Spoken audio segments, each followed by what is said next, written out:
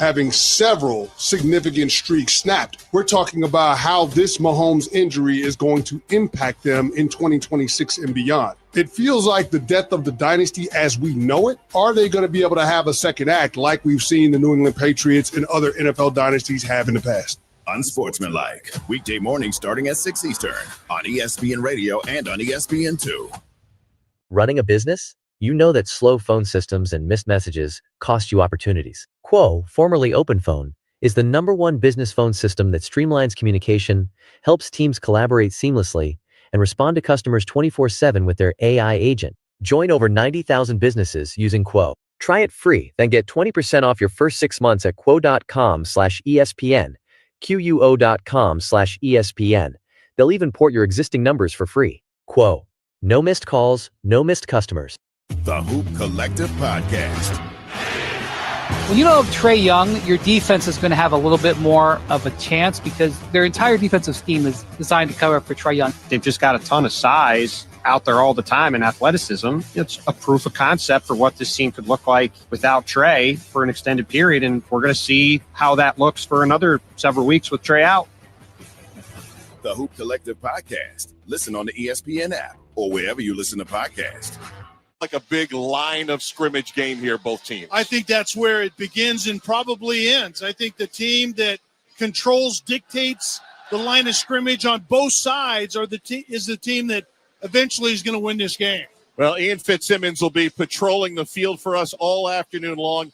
Fitz, you got some early keys for us to listen for. Talking to SMU head coach Rhett Lashley, who's one of only 2 coaches to beat the Miami Hurricanes, I asked him if Mario Cristobal were to come to you and say, give me one thing that you would do against Texas A&M and that outstanding front seven, along with the back end with Will Lee at corner, he said, I would change everything up and throw him a curveball. I'd go up-tempo. That's what we did at the end of the first quarter. We couldn't run the ball. So what do? We abandoned the run completely and got Kevin Jennings do what Kevin Jennings does, quarterback at SMU, and they ended up winning the game in overtime. That's number one. Number two, wind is going to be a factor here, guys. It is blowing. The sun is coming out, burning through the clouds right now, but the goalposts are swaying. Not just the crowd right now, which will get you a bit nauseous if you look up. But the goalposts are swaying right now. This win is going to be an issue for both of these teams when it comes to field goals. Now, when in Miami, they got a few little things in their pocket, boys. I was told, don't be surprised if you see a little razzle-dazzle, Kelly Stauffer, early in this game from the Hurricanes. I think that's a good way to try to mute this crowd early. One thing we haven't really hit on a ton, Fitzy and Mark, is the crowd is insane. And the betting people give it like a 3.5-point home field advantage. I think it's more like 10. That might be accurate. And that's something that Miami has to prove that they can handle early in this game. Let's take a quick look at the quarterbacks. Marcel Reed obviously has the escape hatch plan with the legs. Carson Beck, this is now his 6th year. It's his 40th career start, 51st college football game. He says, I came back for games like this.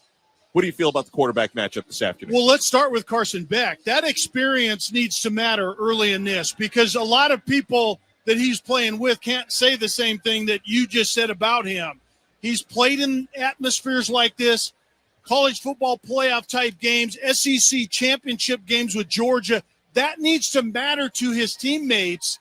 And early on, he has to stay out of harm's way with the football.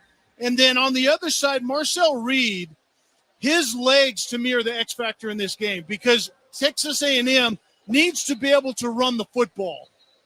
Miami's defense is elite, but I think the X factor certainly is Marcel Reed running it. And speaking of running, big for today for Texas A&M, Le'Veon Moss, who has missed the last 6 games with an ankle injury. He's a 1,700-yard career rusher. They were already deep. I thought Reuben Owens played very well as a starting running back, Kelly, but he's back. So having the 3 weeks off to get healthy is key. Scooby Williams and Bryce Anderson also back on the defensive side for Texas A&M. So a chance to heal up. And the same for Miami with O.J. Frederick, their outstanding cornerback. We saw him down on the field, and it appears he's ready to start in his return for the Hurricanes. Go ahead, Kel. We talked about the fact that both quarterbacks I think in championship games, the quarterback position has to execute really well. And the first thing you do, you're responsible for the football. So you have to value the football. Don't put it in harm's way. And even though you want your quarterbacks to be loose and rip it, you also need really impeccable decision-making and distribute the football to playmakers around you, because we have two elite defenses that want to completely wreck your game plan. Miami's won the toss. They've deferred to the second half. Hurricanes kicking it off left to right, sailing toward the end zone over the head of Terry Bussey and into the end zone for a touchback. And Texas A&M will start on their own 25-yard line. A&M wearing the maroon jerseys, white numerals, white pants. The Hurricanes in the white uniforms trimmed in orange and green. And we are just about set for this first-round college football playoff matchup. Marcel Reed, 6'1", redshirt sophomore quarterback, has thrown for 2,932 yards, 25 touchdowns, 10 interceptions. We mentioned he can run it.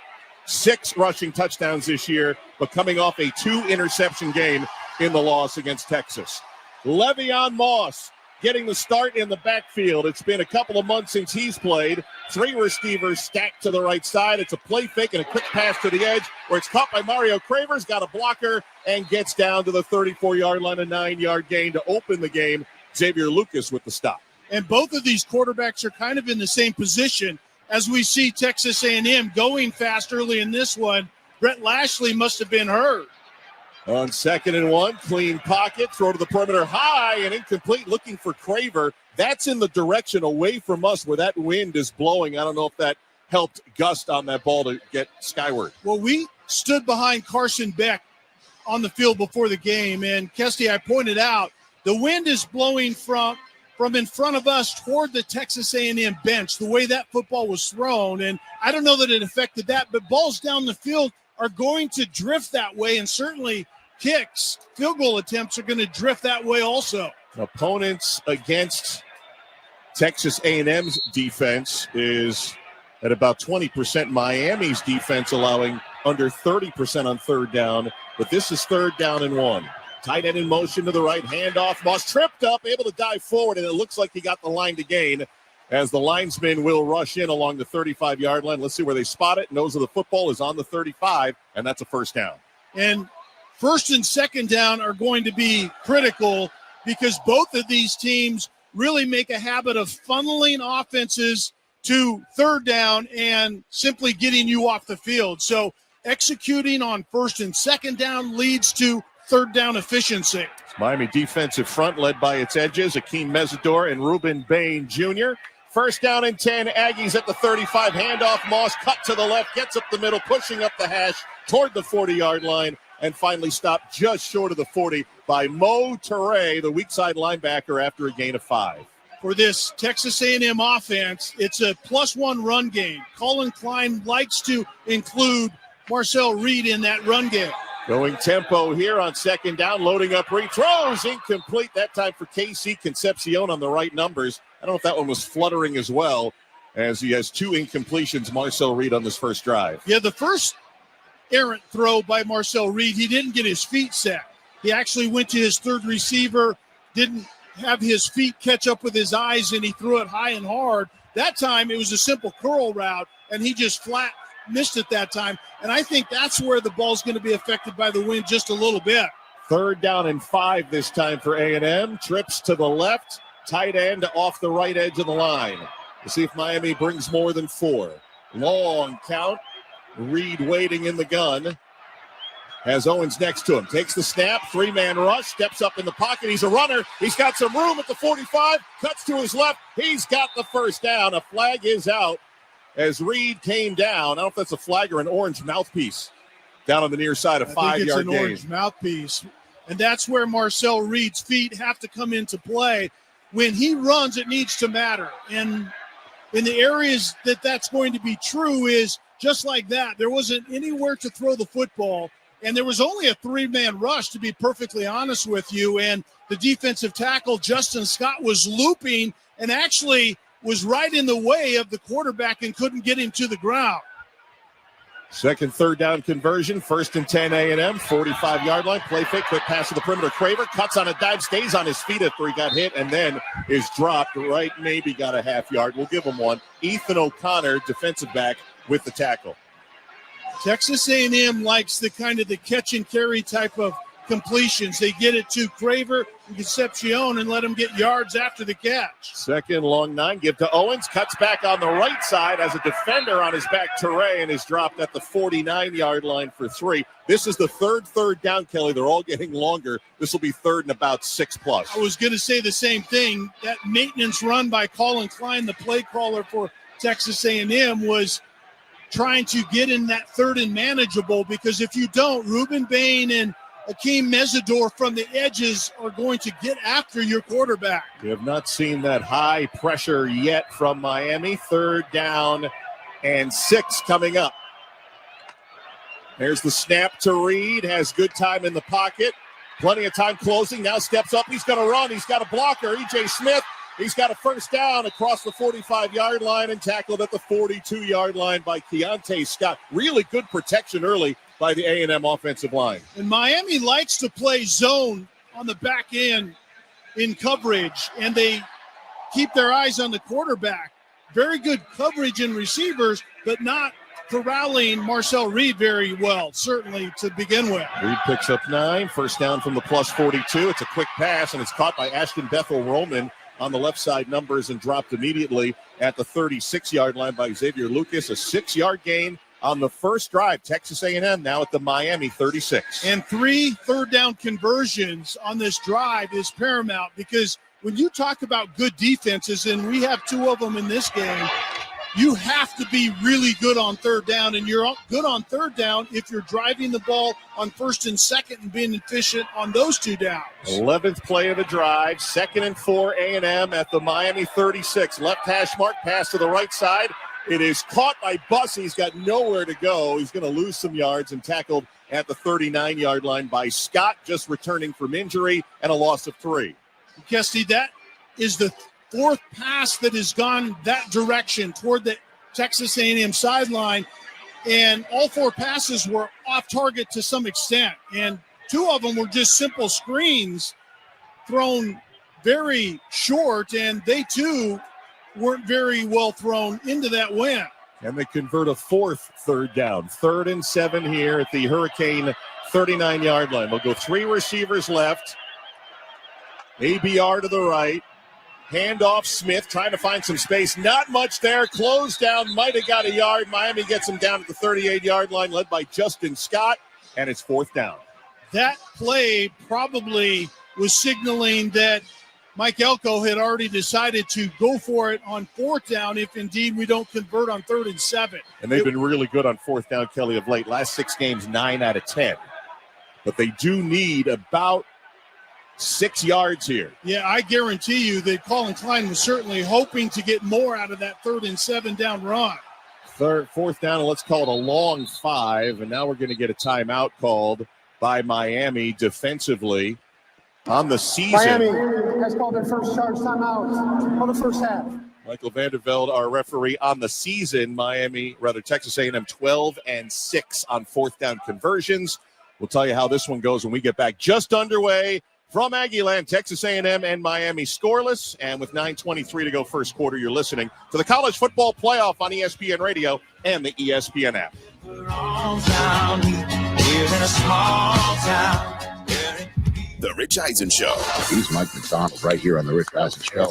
Good to be with you, man. I feel like a noob here on the Zoom. This is a first for me. What do you mean? No, I do Zooms, but probably not very good at them. Just turn the evaluation thing off for a second. I know that's your default. Coaches are just evaluate your breakdown.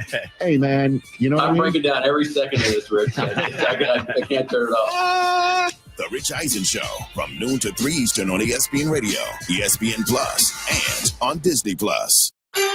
Feel that? Monday Night Football gift wrapped in pressure. Feeling Brock Purdy packing presents for the 49ers. That play was holiday magic. Feeling Phillip Rivers and Jonathan Taylor trying to charge down the stretch. It's the most wonderful time of the year. Feeling season's greetings and seasons on the line. Feeling all the feels for 49ers Colts, Monday at 8 p.m. Eastern on ABC, ESPN, and Disney+. Also streaming on the ESPN app. Football Sunday on ESPN Radio. We have to win out to get in the playoffs. To win the division, we have to win out. And we know that. That's as plain and simple as it is. The Tampa Bay Buccaneers and the Carolina Panthers tied for first place in the NFC South. And they go head-to-head in Charlotte this weekend. We know what's in front of us right here with the Bucs. This is our job, and it goes through the holiday season. We have to be able to focus on this opponent this week. The Panthers at the Buccaneers. Coverage begins tomorrow at noon Eastern, with kickoff at 1 Eastern on ESPN Radio.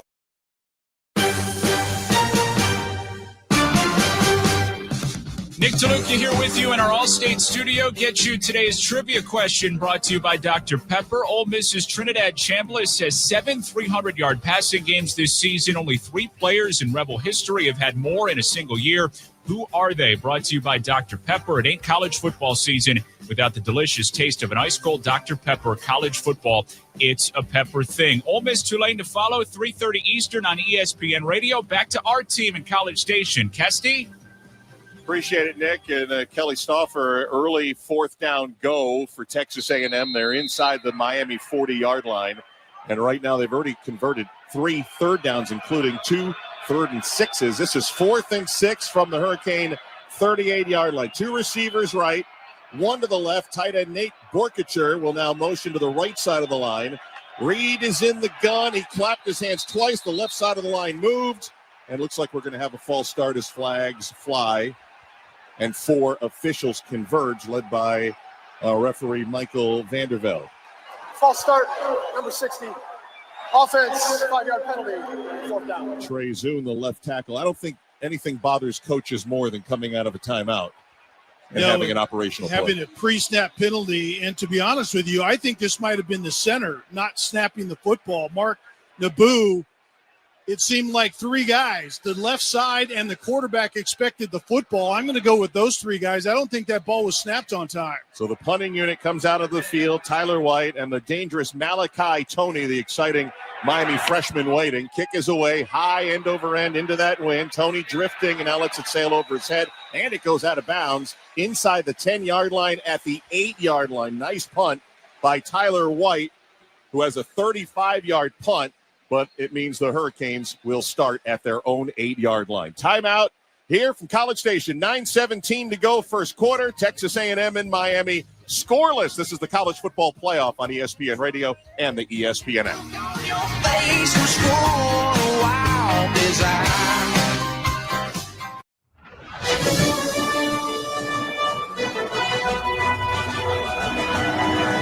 This is the College Football Playoff on ESPN Radio and the ESPN app. 9:17 to go, first quarter, the first of 3 college football playoff first-round games here on ESPN Radio with Texas A&M and Miami no score. Mark Kestisher, Kelly Stauffer, Ian Fitzsimmons, our entire ESPN Radio crew. Kelly, A&M goes 12 plays, punted after getting as deep as the 38-yard line, and now we get to see Carson Beck and his outstanding freshman receiver, Malachi Toney.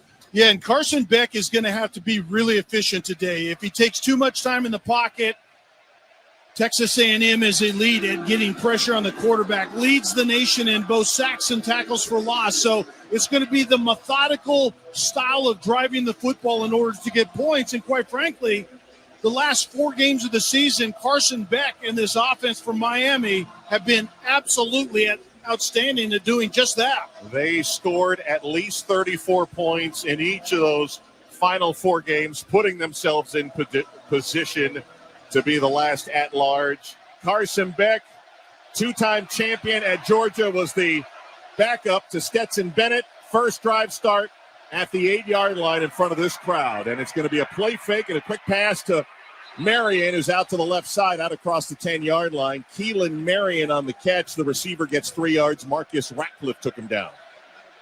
Kesty, this offense for Miami had a lot of moving parts that were new this season, and it took them a little while to get ramped up. Offensive play caller Shannon Dawson had to kind of get familiar with who he had. Obviously, that starts with the newness of QB1 Carson Beck.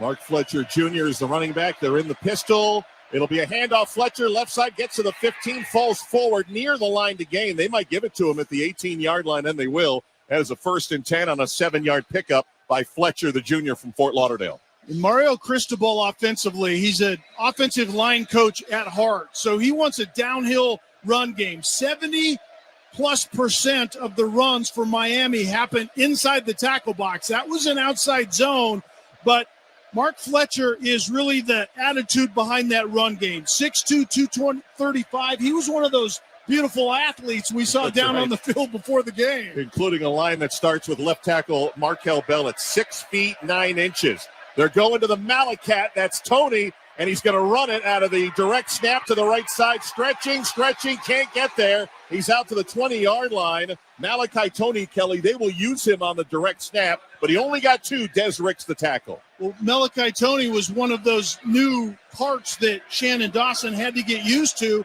and really kind of see what exactly he has in the true freshman. Well, what he has is one of the most dynamic athletes in college football. He can run it, he can throw it, and obviously he can catch it. 109 targets coming into this game, 0 drops on the season. And you said he can throw it, had his 2nd touchdown pass in the season finale at Pittsburgh. 2nd and 8, blitz coming from A&M, picked up, quick pass on the hot route. It's caught by the tight end and taken down at the 23 as Alex Bauman after a 3-yard gain. It's 3rd down. A nice job of handling that pressure, and it might just have been the right play call by Shannon Dawson because the pressure was coming to the backside of Carson Beck, and he was going to a flat route immediately out to the other side to his tight end. But that's the short, quick passing game, kind of air raid style. Throw short and hope your guys can run long with the football. 3rd and 5. This is where Texas A&M's defense has been elite. Snap. Here comes a 5-man rush thrown over the middle. It's incomplete. Threw it a little bit behind the intended receiver. Keelan Marion and Will Lee, the defensive back, knocked it down. It's 4th down. And that ball was behind Merriam. It was a quick slant. You isolate the slant to the left side. You had multiple receivers to the right side. Carson Beck gets one-on-one, but quite frankly, Will Lee covered it well, but the ball was thrown behind the receiver by quite some feet. But that's the way the wind is blowing again. We've seen multiple balls thrown that direction where it's carried further than the quarterback thought it would be. Dylan Joyce, a high, long snap. He has it, kicks it away into that wind, which is pushing it to the left side and across the boundary at the 35. We'll see how far up the linesman marks it. He's past the 35, and he'll say it's out of bounds at the 38-yard line. And we got a timeout here in College Station. A 39-yard punt. Both punters have been called out on the first series, and we are scoreless. Texas A&M and Miami. 6:27 to play first quarter. This is college football on ESPN Radio and the ESPN app.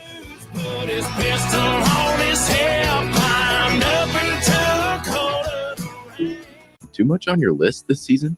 Get 50% off your first 6 months of payroll at gusto.com/smallbusiness. Gusto saves you 2 days every month on payroll, taxes, and compliance. So you can go from making payroll to making gingerbread houses, checking your books to decking the halls, spreadsheets to snow angels. Switch before the end of the year and there's no need to transfer payroll history. Now that's a reason to be merry. Choose a future with Gusto and get more time for what matters. For a limited time, get 50% off your first 6 months at gusto.com/smallbusiness.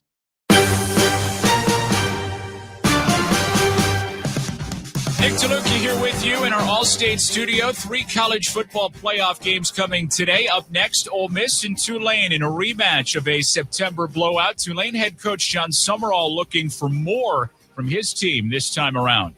Nike sent some new shoes for the guys because we're a CFP team, or whoever's going to have a little different schedule, maybe with some media stuff, because you got maybe a little bit more requests on that end and certain things. I'm like, hey, we're still doing it 2:30 on Saturday. We're playing a football game, and we have to play a better football game than the last time we played Knoxville, Mississippi, because last time we played rotten. Tulane trying to make it like the September loss never even happened, like it never even happened. Brought to you by ServPro, the #1 choice in cleanup and restoration. 3:30 Eastern here on ESPN Radio. Back to our team, Ian Fitzsimmons, Kelly Stoffer, and Mark Kestisher. Kesty? All right, Nick, thanks a lot. Both teams possessed the ball. Both teams punted away. Texas A&M went on a 12-play drive, got as deep as the Miami 38-yard line, and then we're going to go for it on 4th and 6, but a pre-snap penalty set him back 5 yards. They ultimately punted away, and Texas A&M's outstanding defense looked great on that first series. Good drive start, 38-yard line for Texas A&M. Scoreless, still overcast here in College Station, still morning. We're just past 11:30 here in the Central Time Zone. It'll be Concepcion on the jet. It's a keep by Reed off the fake, and he's spun down at the 43-yard line by Mohamed Touré, the linebacker, 5 yards on the ground for the quarterback, Reed. Yeah, and that's exactly what it was. It was a read by the quarterback, Reed, and it was the old school quarterback option. He has a lineman that's pulling in front of him if he keeps it, but he can also give it to the receiver on the fly sweep. That time he kept it, tucked it behind that pulling guard, and got a positive first down play. Reed's got 3 rushes for 20 yards. Brings up a 2nd down and 4. Shotgun snap, Reed to pass. Looking downfield, nothing, goes to the side, and it's caught at the 45-yard line, rather, and over the 50-yard line. Reuben Owens that time on the perimeter catch. They really haven't taken any shots downfield. Raul Aguirre that time with the stop on defense for Miami. They get 7. And Kessie, about the downfield shots, I think it's going to be difficult depending on where you take those shots because of the wind blowing toward the bench of Texas A&M. First down from midfield. Reed looking, pressure coming, throws. Sykes Borkicher, the tight end, has him at the 35, and he's upended at the 30-yard line by Jacoby Thomas. There's that first shot downfield, and it nets 19. And it was really good pass protection. Sometimes you don't get that when Bain and Mesidor are rushing the quarterback Reed, because Marcel Reed went through his progression. He started to the left side, went 1,001, not there, 1,002, not there, and then the third receiver was the tight end coming on an over route from the backside. That was all about pass protection for Marcel Reed. Credit to the Maroon Goons, that offensive line from the plus 30. Another screen pass. This is Quaver on the left, has it inside the numbers, trying to negotiate the blockers, and he's out of bounds at the 29-yard line. Wesley Basaint with the tackle. He gets 1 yard. In my estimation, I believe that's at least the 4th easy access quick screen, which is essentially, we talk about it being an extension of the run game. You know, yards per carry is one measurement of the run game, but it's that screen game that's officially a pass that really should be added to that run game statistically. Keep thinking a flag is going down. It's again that orange mouthpiece, but it's on the ground as we start 2nd and 9. Reed being chased this time, tries to throw it, got popped from behind. It's incomplete. The back judge threw the black beanie, which would indicate loose ball. Miami thinks they have it. The line judge said it was incomplete forward pass. Going on the field is a fumble. Recovered by the defense. First down, Miami. There's no question, Kesty, watching the replay, that this is a fumble. The arm was back. As it started to come forward, the ball had already been knocked loose. Marcel Reed did not have possession of it. That was a broken play. You could tell by the ball handling on the backside. I don't know if Marcel Reed turned the wrong way or the running back went the wrong direction, but nonetheless, Miami comes up with the first big play of this game. Deontay Scott, the 6th-year senior, just back from a foot injury. See if they take a look upstairs, but I agree with you. I think that was out. The back judge had it completely. The line judge is just following, assuming that he had possession. We're getting a look at that replay, and I don't think that arm was going forward, Kelly, as you mentioned. Well, when it came forward, the ball was absolutely dislodged. There was no control. That was a correct call. And Deontay Scott is a huge piece of Miami's defense. You talked about it.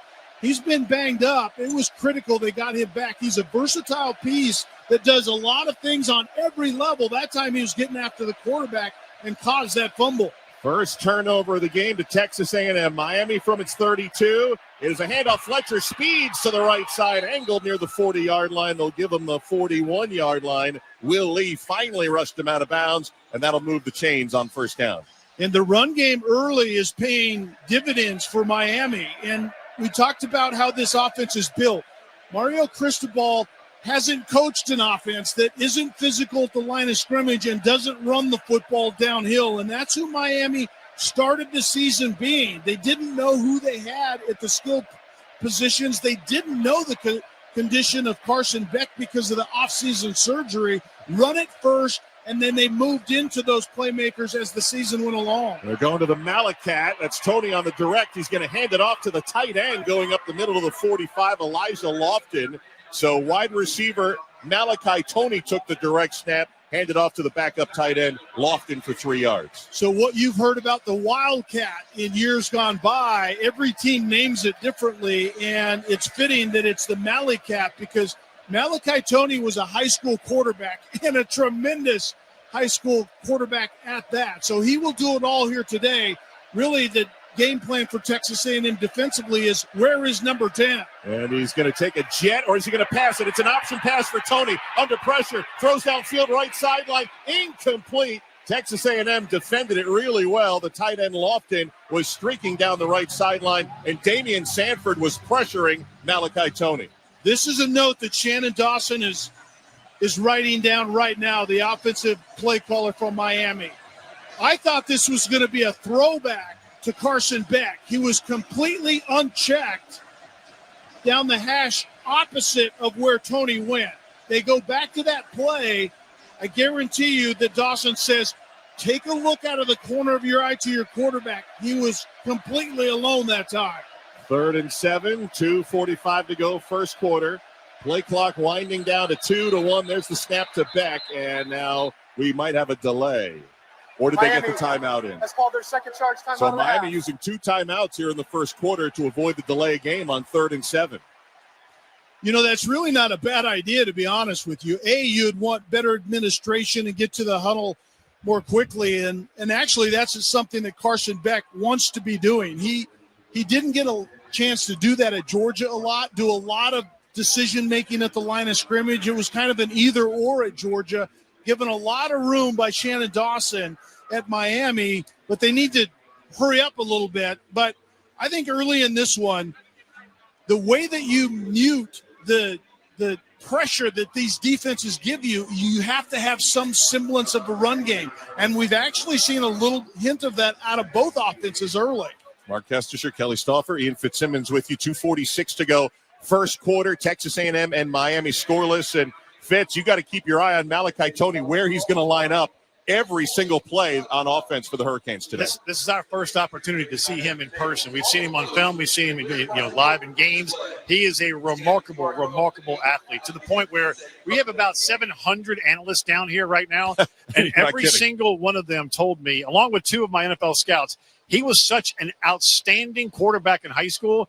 He could be a starter at quarterback right now, Kelly, at a P4 school, not just as a weapon for Miami, a wideout or a quarterback, and he's an outstanding blocking wide receiver as well. He's not afraid to stick his nose right in there and knock the snot out of somebody. But when you hear guys talking about how remarkable of a quarterback he was, that he's able to start at a P4, that goes to show you how incredible of an athlete he is. Well, I think that his superpower is how hard he works. If you hear those stories, it's unbelievable.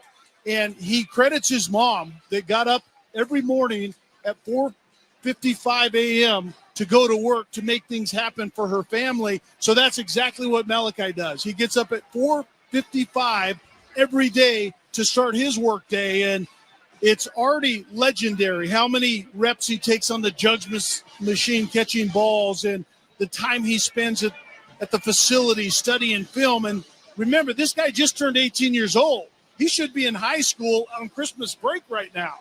By the way, you mentioned Mama.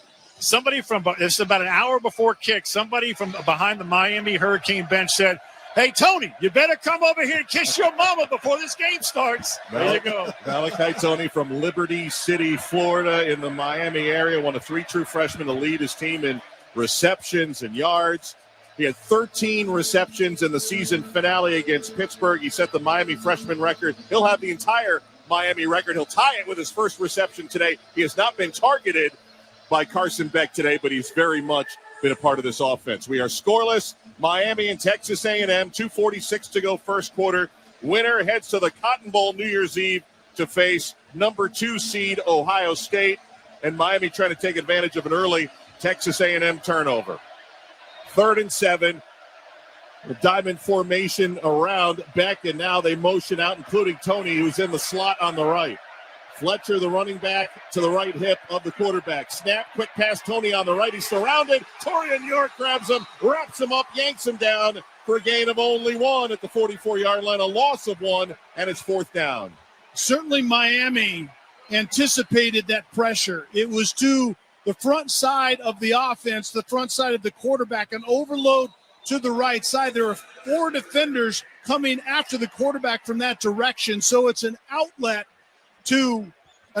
pass to Malachi Tony, but it was incredibly well defended by Texas A&M. Dylan Joyce, second punt attempt coming up. He's standing just inside the 30. The electric KC Concepcion, a couple of punt returns for touchdown this year, waiting at the 15. Kick high, end over end, drifting a bit to the right, now signaling fair catch, and dropping the ball, Concepcion, inside the 15-yard line. And who comes up with a bit of a pile up there? Did Texas A&M recover? KC Concepcion apparently has recovered. Wow, that was close. Already one mistake for A&M. Minute 54 to go here in this first quarter, and A&M will drive start at the 13-yard line. A 40-yard punt, a 4-yard loss on the return, and Concepcion able to save it. That's tough because that wind is drifting that ball a bit to his right. Exactly Hit what him right happened. in the chest. And to the right was the Texas A&M bench. That's where the wind is blowing, and it's somewhat violently blowing that direction. That's why, where the ball drifted and actually ended up hitting the punt returner right in the face mask. First down and 10, A&M at their 13-yard line. Snap, quick handoff. Moss bounces off 1, gets to the right side out near the 17-yard line. Wesley Basaint with the tackle, the middle linebacker, after the gain of 4. And Kesty, one of the ways that Texas A&M has to win this matchup offensively is execution, because that's what got shoddy down the stretch. We were here for the South Carolina game. They had 0 execution in the first half, and the opposite of that really in the second half. And then against Texas offensively to end the season, they did not execute very well either. Second down and 6, running up the pocket. Reed, he's going to run. He's at the 20. He's got the first at the 25 and out of bounds on that right sideline at the 27-yard line. A little sunshine peeking through over there. 10 more yards for the quarterback, Marcel Reed. And the third time that the timely use of Marcel Reed's feet has mattered. That's what Miami's going to have to defend going forward, is the extended play by quarterback 1 for Texas A&M. First down, handoff, nowhere to go. Moss, he was gathered immediately and is taken down at the 25-yard line. Ruben Bain, first time we've mentioned either of their outstanding ends, Bain and Mesidor. Bain, the tackle for loss of 2. Kessie, in the previous games this season that we've had Texas A&M, Colin Klein had talked about the offseason work with Marcel Reed. Sometimes he was too quick to pull the ripcord and use his feet. So this year, it's actually flipped. 65% of the time last year he was using his feet. It's actually less than that considerably this year, and he's using it in a wise manner. Second and 12, quick pass. Incomplete, was trying to hit Ashton Bethel Roman that time on a fastball, couldn't grasp it. O.J. Frederick Jr., who returns after being out since late October, that time in coverage. That's the execution that I'm talking about. It's an age-old concept of a curl route with a flat going outside of it, and the curl route's open. You need to hit the receiver right in the chest, and that's an incomplete pass that should have been a gimme. Ari Daniels is in on third down and 12. 14 seconds to go in our first quarter. Texas A&M and Miami scoreless. A&M on the field. Here's Reed. Pockets closing. He's being chased. Dumps it off to the tight end, Mellon Thornton, and he's down at the 26-yard line. Theo Mellon Orstrom on the final play of the first quarter. A gain of 1. Marquise Lightfoot that time applying some pressure for Miami. And we are scoreless, headed to the second quarter, trying to get to the college football playoff quarterfinals against Ohio State. Texas A&M and Miami. No score. We go to the second next. This is College Football Playoff on ESPN Radio and the ESPN app.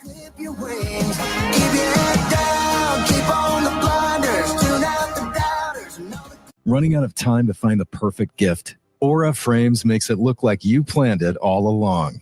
Preload photos, add a message, and send it ready to display. A personal gift they'll love. For a limited time, save on the perfect gift by visiting auraframes.com to get $35 off Aura's best-selling Carver mat frame using promo code SCORE. Don't forget to mention ESPN streaming at checkout. Now go win the holidays. Terms and conditions apply.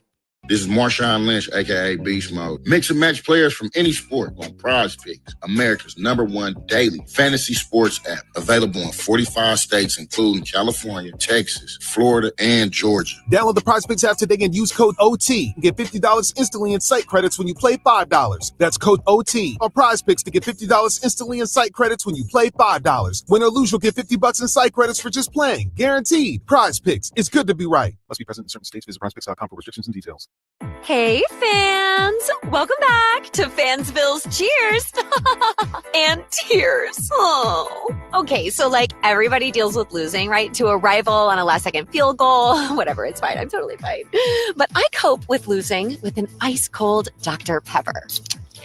Those 23 flavors are like so delicious. They totally wash away the pain of your college football team taking a big fat L. College football. It's a pepper thing. I like things my way, my coffee, my schedule, and my treatment. So I talked to my doctor about self-injecting with the Vyvgart Hytrulo pre-filled syringe, which contains efgartigimod alpha and hyaluronidase QVFC. It's injected under your skin, subcutaneously. It means I can inject in my space, on my time. It's my treatment, my way. Visit VyvgartMyWay.com. That's VYVGART myway.com. And talk to your doctor about Vyvgart Hytrulo. Brought to you by Argenix.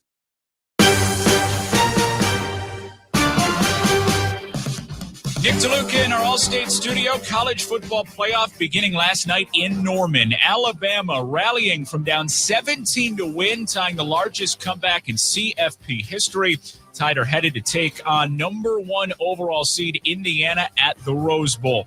The Alabama comeback, the good hands moment of the week, brought to you by Allstate. Some people just know they could save hundreds on car insurance by checking Allstate first. Visit allstate.com or call a local agent for a quote that could save you hundreds. You're in good hands with Allstate. Back to our team, Ian Fitzsimmons, Kelly Stauffer, and Mark Kestisher. Kesty? Appreciate it, Nick. First time all morning, and we're still about 11 minutes away from noontime. The sun completely enveloping the field, though still cloudy, a little cooler than anticipated, and certainly the wind, Kelly Stauffer, at about 15 miles per hour, and that's big because now the punter on 4th and 11 as we come back, Tyler White for Texas A&M, see if he can use that wind to help drive it up and to the left. Of course, that was the direction Miami just punted, and their punt returner, Casey Concepcion, lost it before recovering it. Malachi Toney waiting at the 30-yard line as we open the second quarter scoreless. No pressure, left-footed punt. Drills it. It's wobbling, and it's Toney got it at the 30-yard line. Evades one special teamer, grabbed at the 34-yard line and spun down that time by Damian Sanford on special teams, and Miami will take over. No score after the 44-yard punt. What's your early read here on this college football playoff game as these two teams just kind of trading field position right now early? Well, and that's, to me, my read on it is when you have a line of scrimmage game, which simply means that, what do you do well as a football team? Well, what both of these teams do well is they're very physical on both sides of the line of scrimmage. And so that sometimes resembles kind of a muddy game, and it's like a rock fight in a phone booth. It's hard to get anything consistently going on the offensive side. My read on it, I think both offenses are trying to figure this thing out. In the pistol, it'll be Malachi Toney this time running. Goes to the left side, got over the 35-yard line and dragged down at the 38. 4-yard gain. They haven't targeted the outstanding receiver, but he's been involved in so many other parts of this offense, listed at 5'11", 188 pounds. And Kesty, that's the point with this Miami offense late in the season, really the last 4 games. They really came into their own. They found their identity, and chief among them is Shannon Dawson learning how to use Malachi Toney in a menagerie of different ways. 2nd down and 6, 3 receivers to the left, including Toney. There's the snap to Carson Beck. Beck looking downfield, one-on-one, taking a shot, and it's incomplete downfield, trying to find Joe Trader, covered step by step by Des Ricks. One-on-one outside, press man coverage. Carson Beck recognizes it, goes out there. But, Kesty, did you notice where that ball ended up? The receiver's running down the middle of the numbers to that side. That ball ended up almost on the sideline that time because that's the way the wind's blowing. So as this game goes along, certainly everyone in special teams, along with the quarterbacks, have to figure out how to adjust in the wind. 3rd and 6 is basically a no-go zone if you're facing Texas A&M. Opponents are completing only 15 on conversions. They're going to blitz, and now stepping up, losing the ball in the pocket. It's on the deck, jumping on it, Miami. And it'll be 4th down back at the 32-yard line. Tyler Onyedum that time able to create the strip and a 6-yard loss. Tyler Onyedum not only got the pressure, but he did a masterful job of punching out the ball with his right hand. He gets pressure initially. There's kind of a cross dog, meaning the linebackers are crossing inside, and one of them comes completely free, and then Onyedum is the one that gets to the quarterback, and not only that, but he targets the football, and Miami was fortunate enough to get back on that one. Dylan Joyce on to punt. To his right, a low kick. A little bit of a liner. Concepcion steps up and gets plowed as he tries to make the catch, and does at the 30-yard line. Concepcion had to step up about 2 or 3 yards, and as he was making the catch, bam, bam, he got hit and held on after a 38-yard punt. And this was a low-line drive, and great timing on special teams for Miami. And the Miami defender was actually kind of getting pushed in the back, but I think he arrived just about a gnat's hind end away from when the football arrived, and that's why there wasn't a flag thrown on that particular reception by Concepcion. I don't know that it was wise to get up there and try to catch that football, actually. That was Cam Pruitt who hit him hard. He's a true freshman. He looked like he took the worst of it as he headed to the sideline. 1st down and 10 at the 30-yard line for Texas A&M, scoreless. Just underway, 2nd quarter. Play fake. Marcel Reed steps up. He's going to take a shot. He's got an open receiver downfield, and it is caught. Craver at the 15-yard line. The wind just wanted to take that one. Somehow he was able to grab it, and Mario Craver comes up with a 59-yard reception. And Kessie, that's the adjustment by Marcel Reed, getting this ball close, and then Mario Craver had to make an amazing catch. He had a safety that was coming off the hash. They had a corner rolled up in the flat. That's how he got so wide open, because the corner did not get a very good jam on him outside. Here's Reuben Owens busting off the right side and throws his body into the 10-yard line before he stopped there. That is the exact direction on that 59-yard reception that the wind is taking the ball. And you're right, Craver just got a fingertip on it, bobbled it, and then possessed it to get them inside the red zone. The degree of difficulty, Mark, on that catch is off the hook. The throw was hard enough, but Marcel Reed got it there. Then Craver had to corral it when that wind was still trying to take it to the sideline. 2nd down and 9, A&M. They grow quiet here, Kyle Field, at the Miami 10-yard line. Shotgun snap. Reed steps up in the pocket, rolling along the 15-yard line. Still looking. Back end zone, incomplete. He had nobody open. Theo Mellon Orstrom was the nearest receiver that time, but he was covered up. We've seen Marcel Reed's feet come into play multiple times already in this first half. And last year, I don't think Reed could really trust his feet because a lot of times they were premature. There was more progression to exhaust in a pass concept, but he would abort early. Now he can trust that. So now he's here in his head, should I get out of the pocket? And now the answer is yes. Get outside, extend it, nothing's there, throw the football away. Great job by Reed. 3rd and 9 from the Miami 10. Snap to Reed, looking, throws, caught at the 5-yard line and tackled immediately at the 5. It'll be 4th down and about 4 from there, a 5-yard gain on the catch by Terry Bussey. I think Texas A&M should want to get points on the board right here. Here comes the field goal unit. They can still get a first down right about the 1-yard line, but the field goal unit is going to try to take the lid off of this goal early in this game. This is what we kind of expected. 2 really good defenses not giving up a lot early in this one. Jared Zirkle and Randy Bond have been the kickers. Zirkle's going to get the first crack here. This is a 22-yard Chip shot, though, into the wind. From the left hash, placement down, kick is low, might have been blocked. It was. It's loose. Miami has it along the 5-yard line and knocked out of bounds at the 13-yard line. Ruben Bain Jr., the outstanding defensive end, got a hand on that Jared Zirkel attempt. He was blocked in the Texas game 3 weeks ago, and he got blocked on a 22-yard attempt here in the college football playoff first round. Timeout from Texas A&M. Miami takes over scoreless with the Aggies, and you're listening to the college football playoff on ESPN Radio and the ESPN app.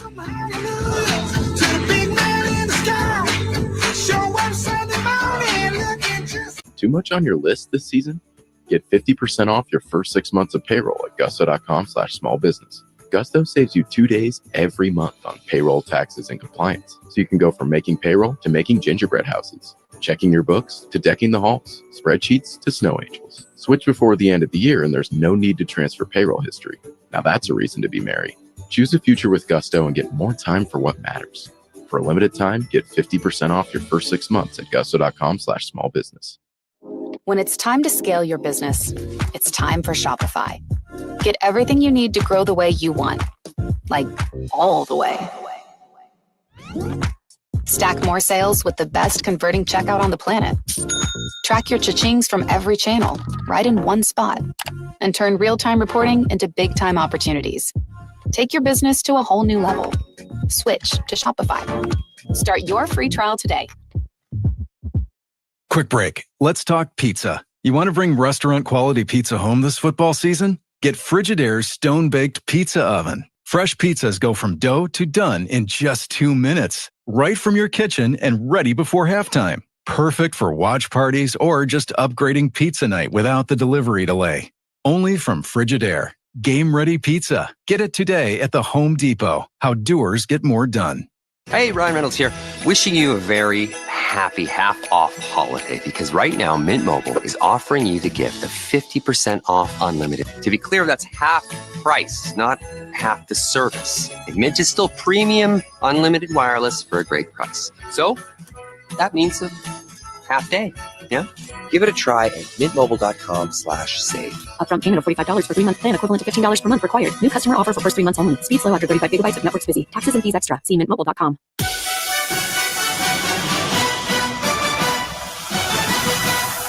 You're listening to the College Football Playoff on ESPN Radio and the ESPN app. Texas A&M and Miami, no score, 11:32 to go, second quarter, the first of 3 college football playoff first-round games. We now pause 10 seconds for station ID. You're listening to the College Football Playoff on ESPN Radio and the ESPN app.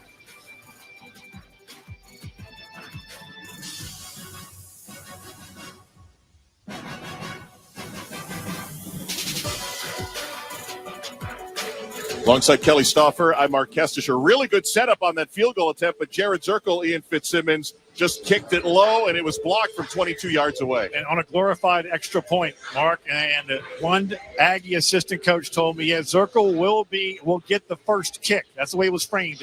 We'll get the first kick, but then he said, I guarantee you, Coach Elko will reserve the right to change his mind during the game. And after that, that thing had no shot. 0 chance to clear the line of scrimmage, guys. No, that was a Tiger Woods 3-iron stinger. Yeah. It had no shot. It wasn't a confident striking of the football. So I told you guys at the break, I can't read lips all that well, but the television copy was showing Mike Elko, and the disposition was such that I don't think Zirkel is making the next attempt. Might be Randy Bond next up. Miami takes over in this scoreless matchup. 11:32 to go, second quarter, from its own 13-yard line. Carson Beck, pistol formation, takes the snap, hands it off to Fletcher, gets a nice block right side, breaks a tackle at the 20, over the 25, and finally tripped up near the 30-yard line by Albert Regis. A 17-yard run by Fletcher. Miami is typically a mid-zone team in their run game and also a duo team. And a duo team is 2 inside double teams moving up to the inside linebackers. And then Fletcher, in this case, the running back, cuts off of where those linebackers have to go to avoid that traffic inside. And that's exactly what that was. It's a physical attitude type of run play. First and 10, play fake pass to Tony, makes the catch at the 29 and is dragged down from behind after a loss of 1. Jordan Shaw, who's a transfer from Washington, a backup defensive back, sniffed it out. One way to look at the game plan defensively for Texas A&M, a lot of times when you have a dual threat quarterback, you might have a spy that's spying the quarterback, certainly on rundowns, but right now, A&M has a spy on Malachi Tony. Second down and 11. Pistol formation, tight end in motion to the right, snap, handoff Fletcher, breaks to the left, right into the arms of the defensive back Lee, who stopped his forward progress at the 32-yard line, a gain of 3.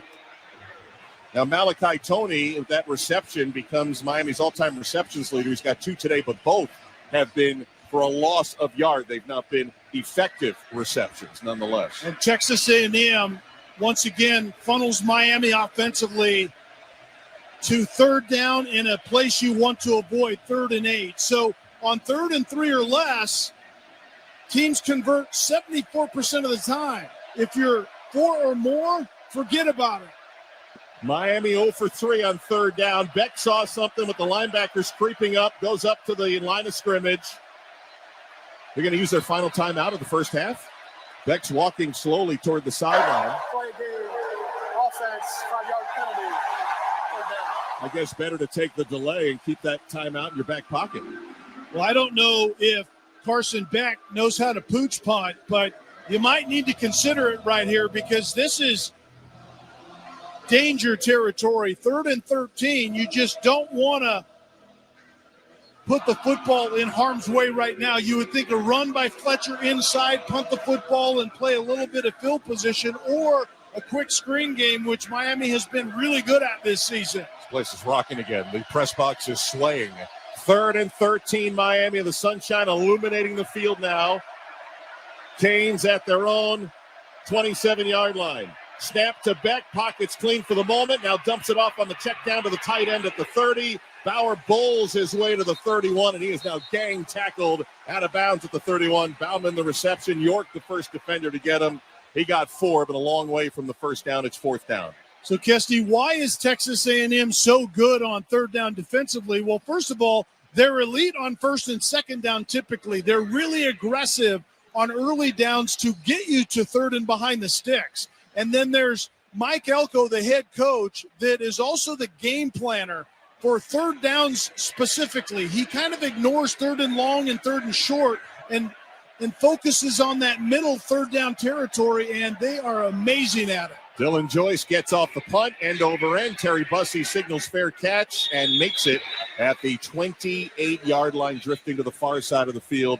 41-yard punt, no return, and we remain scoreless at Kyle Field and College Station. Texas A&M, Miami, no score, 8:16 to go first half.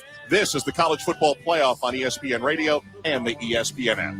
It's knocking heads and talking trash. It's slinging mud and dirt. Okay, guys, maybe we've had a few holiday gift fumbles in the past. I've been there. You've been there. We've all been there. Well, not this year. I've teamed up with the Books Company to bring you the holiday gift that hits every time. The Books Flower Subscription. Modern bouquets delivered fresh every month. And with my promo code Canty, you'll save 25%. Books flowers are fresh cut from the best farms, so you get bigger, brighter blooms that last way longer. Some are even grown on the side of a volcano. Think about that. No guessing sizes, no wrapping disasters. Just set it and forget it. She gets the bouquet monthly. You'll get all the credit. This is the best husband life hack that scores extra points every time.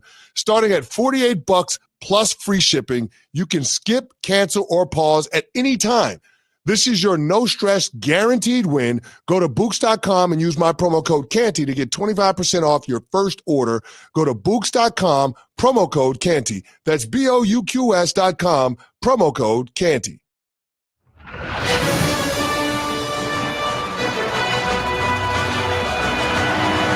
This is the College Football Playoff on ESPN Radio and the ESPN app. Welcome back to Kyle Field, College Station, Texas. The winner of Texas A&M and Miami will next play on New Year's Eve at the Cotton Bowl in Arlington, Texas. Ohio State, the number 2 seed, awaits the winner of Texas A&M and Miami. Mark Kestisher, Kelly Stauffer, Ian Fitzsimmons, our entire crew. John Medani is our producer. Al Rosenberg, our engineer. Keith Parsons, statistician. Ken Benowitz is our spotter. Nick DeLuca back in the studio. And the one thing we have noted from Texas A&M in all the games we've seen, you can get them 3rd and 1, maybe 3rd and 2, but anything 3rd and 4 plus, they are as good as we've seen. And the interesting thing is they practice, we were told, they practice kind of that 3rd down and 5 to 8 range. That's kind of the sweet spot for this team. That's Mike Elko's game planning range. He kind of ignores, as I said, 3rd and short, because a lot of times teams get that. 3rd and long, we're going to get you off the field anyway. It's that 3rd and 4 to about 7 or 8 that they focus on, and they're amazing at it. So if you're 3rd and 4 plus, typically Texas A&M only allows you to extend drives 15% of the time. A&M drive will start at the 28-yard line, a long RPO give, and not much room for Owens to run. Might have got a half yard short of the 29-yard line. Justin Isidore get a lot of the press on the edges, but Justin Scott in the middle doing a good job.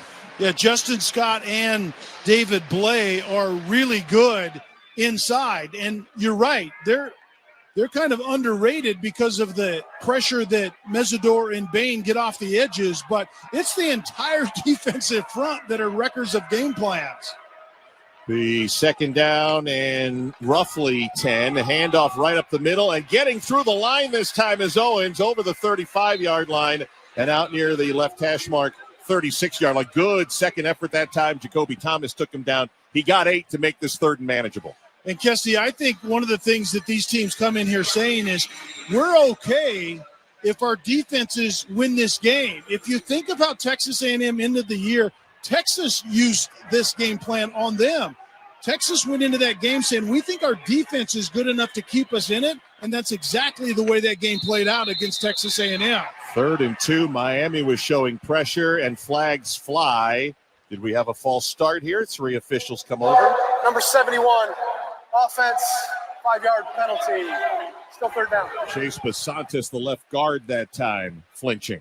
So you're 3rd and extremely manageable, and you have a pre-snap penalty by Basantis along that offensive front that is really, really good up front. But that's a second false start to put you now behind the chains. And so you're into the jaws of another really good defense that makes it hard to convert in these situations. 3rd and 7, running back Ruben Owens limped off after that last play. E.J. Smith is on.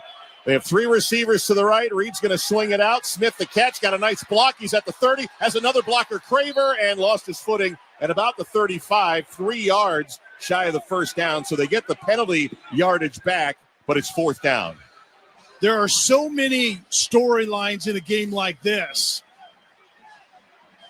but it comes down to execution.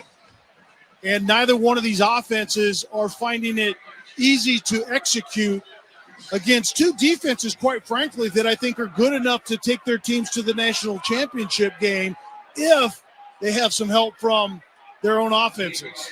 Marquise Lightfoot did a nice job getting a hand out to ankle tackle. Here's the A&M punt. It is a spiral as Tony drifts to his right. Made the catch at the 19, makes one person miss out to the left side 25-yard line. Now to the 30, left sideline 40. Stays in bounds at the 50. It's a foot race at the 30, and he just got knocked down from behind on a great return by Malachi Tony in the sunshine brilliantly here at Texas A&M. He goes for 56 yards on the return. That punt return looked initially like it had no shot. But that is essentially what Shannon Dawson has made the Miami offense. Turn it into a space play by an elite dynamic player in Malachi Tony. Get him in space and make something happen. Well, that's exactly what he did on the punt return right there. Out in space, and he just makes something happen. How about Ruben Bain, the big defensive end, getting downfield on special teams and setting up a nice block to help him get another 10 or 15 yards and almost got him free to the house. So the Hurricanes will start this drive at the A&M 25-yard line. On first down, they'll hand it off to Fletcher, left side, knocked down just over the 25 to the 24-yard line by Albert Regis for 1 yard. And Kesty, we need to give kudos to Marcus Ratcliffe, who is actually the defender that right at the very end dove and tripped up Malachi Toney when it looked like Malachi Toney was going to be escorted into the end zone. Remember, it's not easy to drive the football anywhere on these teams, so to keep Toney out of the end zone could be gigantic right here. This is interesting. Half the offensive line just motioned out with two receivers to the right side on 2nd and 9. Toney in motion. They flip it to him. Cuts across left side. He's covered, and he's dropped after 1 more yard gain to the 23. I don't think Miami got all the misdirection they wanted out of that play. DJ Hicks with the tackle, 3rd down. The Texas A&M defensively have been well coached on all the ways that Malachi Toney is going to get the football. That was a new one that I had not seen on tape, but Texas A&M defended it well, and that's what this game is about, is execution on both sides of the ball. And with this matchup, how do we mute the impact that Malachi Toney has made this entire season? 3rd and 8, Miami at the Texas A&M 23. 4:15, clock moving. First half, we are scoreless. Snap to Beck, pressure coming quickly. They got him wrapped up, and they got him down for the sack at the 30-yard line. Dalton Brooks on the safety blitz comes up with the sack. There was an overload to the left side from Texas A&M defensively, and that had the attention of Carson Beck. And then an extra defender comes from the right side. The running back did not get out there, Mark Fletcher, to block that running or that linebacker, and he was able to finish on Carson Beck. Carter Davis is on for a 47-yard field goal attempt. He has kicked the ball well from the left hash mark. Placement down. Kick is up. It is drifting toward the right, and the wind took it away. No good. A heavy 15-mile-an-hour wind on Carter Davis's kick that started on the left upright and drifted all the way past the right upright, and we remain scoreless at College Station. 3:30 to go, first half. Miami, Texas A&M, no score. This is the College Football Playoff on ESPN Radio and the ESPN app.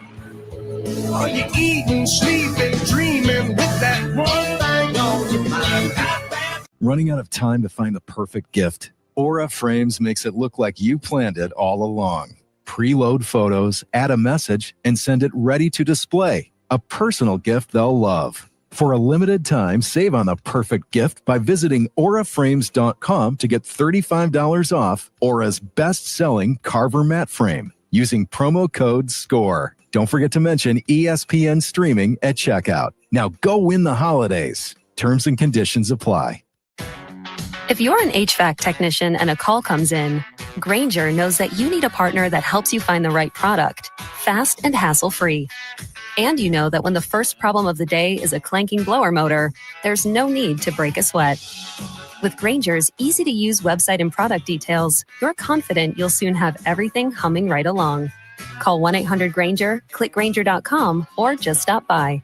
Grainger, for the ones who get it done. I like things my way. My coffee, my schedule, and my treatment. So I talked to my doctor about self-injecting with the VivGuard Hytrulo prefilled syringe, which contains Efgartigimod alpha and hyaluronidase QVFC. It's injected under your skin, subcutaneously. It means I can inject in my space, on my time. It's my treatment, my way. Visit VivGuardMyWay.com. That's VYVGART MyWay.com. And talk to your doctor about VivGuard Hytrulo. Brought to you by argenx.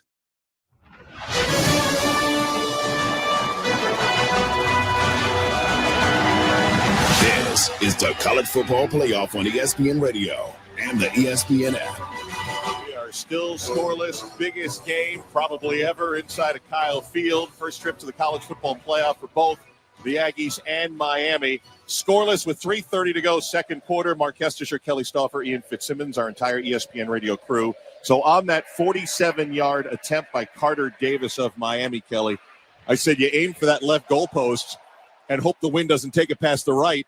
He was 2 balls outside the left goal post, and it still didn't get through. Yeah, I'm not even sure how far outside the left upright you need to start it, but that blew, I would say, 4 feet outside the right upright at the end of the day. So the adjustment to the wind is continuing.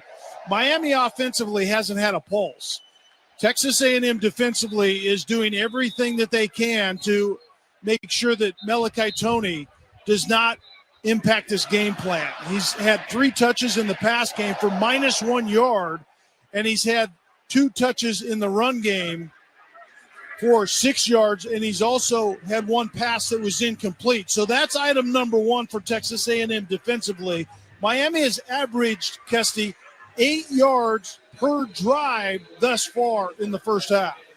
Now, updating the weather here, Kelly, we are expected high 70s and sunshine. It's been overcast much of the day, and the wind's been blowing a good 15, 16 miles an hour from our side of the field to the far left side. On first down, Reed's got room to run. He jukes the linebacker at the 35 and hustles out of bounds. First down at the 40-yard line. A gain of 11 for Reed. Missed tackle by the linebacker, Teray. And we see Texas A&M trying to go with that up-tempo again, trying to take a little bit of starch out of the defensive front for Miami. First down and 10 at the 40-yard line. Snap to Reed. Le'Veon Moss has it on the – and he is driven down. Mesidor was right there to get him after a gain of a yard to the 41-yard line. And that first down run by Marcel Reed, this is the dilemma that defenses face when you face a dual-threat quarterback like Reed. If you play man-to-man, Marcel Reed is going to hurt you with his feet. That's what those guys do that can use their legs. And if you play zone, the difference between Marcel Reed last year and this year is he sees it well on the back end and goes through his progressions much more patiently than he did a year ago. 39 rushing yards so far this afternoon. On second down, quick pass out to the left side. Craver beats the defender at the 45. Can't get to the marker. He hit the left sideline at the 46-yard line, beating Xavier Lucas, the cornerback, as he turned the corner. 4 yards for Mario Craver. And Lucas simply took a bad angle because that should have been a tackle for loss, but that's who Mario Craver and Casey Concepcion is. It's that Mike Leach mentality that he used to tell us that in this type of offense, you want to throw it to guys short that it can carry it a long ways. Both of these offenses kind of count on the yards after the catch. This 2-minute timeout. 3rd and 4 coming up. Texas A&M let the time tick off to the 2-minute timeout. Texas A&M and Miami scoreless. 2 minutes to go in the first half. Mark Estisher, Kelly Stauffer, Ian Fitzsimmons with you from Kyle Field, where A&M has not lost a game this year and hosting the last team in as an at-large, the Miami Hurricanes. We've had some big plays. We've had a blocked field goal. We just had a field goal that was wind-blown. No good. We had a Texas A&M fumble that Miami couldn't take advantage of. We had a Texas A&M 59-yard pass in which they could not score. That was the block kick, and almost had a punt return for touchdown for Miami a short time ago. So some big plays, but nothing coming out of it on the scoreboard so far here in the first half. And I don't see that it's going to get any easier from this point forward for either offense. Texas A&M defensively has been prone to the big play at times this year. Teams have been able to get explosive plays on them at times. Miami defensively doesn't give up explosive plays because they play a different type of scheme on the back end. It's more of a zone, keep everything in front, make the offense prove that they can drive the football. And then they're really physical on both of these defenses on the line of scrimmage that makes it so hard to be efficient offensively. And then it just feels like Malachi Toney, the Miami outstanding freshman, began the year at 17 years of age, turned 18 later in September. He just feels like a spark that's just waiting to happen. It is a tough gig for Texas A&M to try to figure out where he's lining up, where he's motioning to. Is he the quarterback? And he almost ran one back on the punt return. It feels like he's this close to making something happen for the Canes. Kesty, we mentioned this before, but early in the season, Miami offensively was struggling with kind of what they want to hang their hat on. And the best thing that they did was their offensive line was going to be physical and create kind of a downhill running game that was pretty consistent. So early in the season, Shannon Dawson, the offensive play caller, for Miami was happy to just hang his hat on that. But what was hanging out in the shadows was the fact that these playmakers were starting to come into focus. Obviously, chief among them, Malachi Toney, but Carson Beck, he was getting comfortable also with those guys that he has to distribute the football to, and it came into focus the last part of the season. Right now, they're playing a really, really tough defense for Texas A&M. 2-minute timeout is just about over. Teams breaking their huddles. It'll be 3rd and 4 for A&M at their own 46-yard line. If they could get into field goal range, it appears Randy Bond is down on the sideline practicing kicks right now into the net. Zirkel had a 22-yard flat attempt blocked early, and so it could be Bond time if they can get into field goal range. Well, you know what Bond kicking into that net does not account for is this wind that is affecting everything that tries to go through the uprights. See if Texas A&M can convert out of this 2-minute timeout. 3rd and 4. Snap to Marcel Reed. Drops it off for Smith, and he could not hang on. A low throw. Smith had room. Might have had the first down. Just a check down off to the side, but could not hang on. Maybe didn't look the ball into his hands. And it was a good decision by Marcel Reed. It was just an awkward throw. It was down kind of below the knees to a running back. And you're taught as a quarterback is running backs and tight ends that don't have the body control that wide receivers have. You have to put it on their body, and that one was low. E.J. Smith was running what's called an angle route. Act like you're going to the flat. You angle back inside. There was a lot of running room there if Smith can catch that football. The flammable Malachi Toney waiting for a punt return inside the 10. Had a 55-yard return his last time. A&M punt. It's going to be a fake. The punter throws left sideline. ABR can't come up with it on the left sideline. The trick play, no good. Tyler White that time tried to throw it downfield, and instead it will be a turnover on downs. And Bryce Fitzgerald was the defensive back, really a strong safety that recognized it early. It had an opportunity if it wasn't well defended. The ball was thrown pretty well. But once again, you can see, I think, the mentality. We're not going to be able to drive the football on these defenses, so we have to come up with yards, potentially points, some other way. It hasn't worked in this game yet. So now they give Miami the short field with one timeout remaining and 1:51 to go in the first half. They'll start the drive at the A&M 46 after the failed fake punt. Carson Beck in the gun. Fletcher off his right hip. Delayed handoff. Fletcher has it. Pushing up the middle. Bulling that defensive line forward a couple of yards.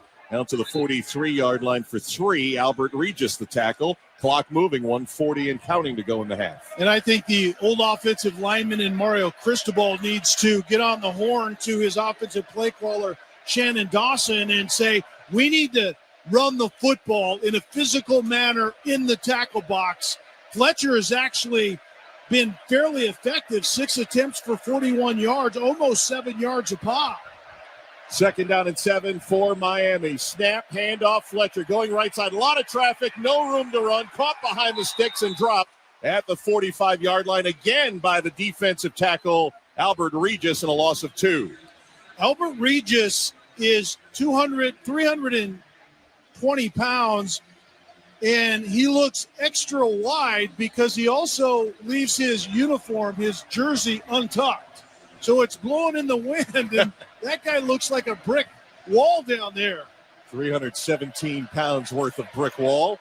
3rd and 8 against this stout A&M defense. 39 seconds to go in the half. Miami taking its time here. Toney motions on the left side, and now a timeout called by Texas A&M, trying to save some clock here if they can get a defensive stop. 32 seconds Texas to go. A&M has called their first charge timeout of the first half, 30 seconds in length. There are a lot of venues in college football, Kelly. We've been privileged enough to go around, but this a difficult environment as a road team to come in and play. So much on the stake today. Tight game, scoreless game. I'm sure we're going to have somewhere around 108,000. They list capacity at 102, but we already saw 108,000 here in this building for the South Carolina game, a season high. The all-time high is 110,000 about a decade ago in a game against Ole Miss. Well, we saw several hundred down on the field before the game when we were walking around. It was kind of like a Super Bowl type of atmosphere, a lot of intensity. And so getting back to this 3rd and 8 by Miami, you've crossed the 50-yard line because of that failed 4th down conversion by Texas A&M on the fake punt.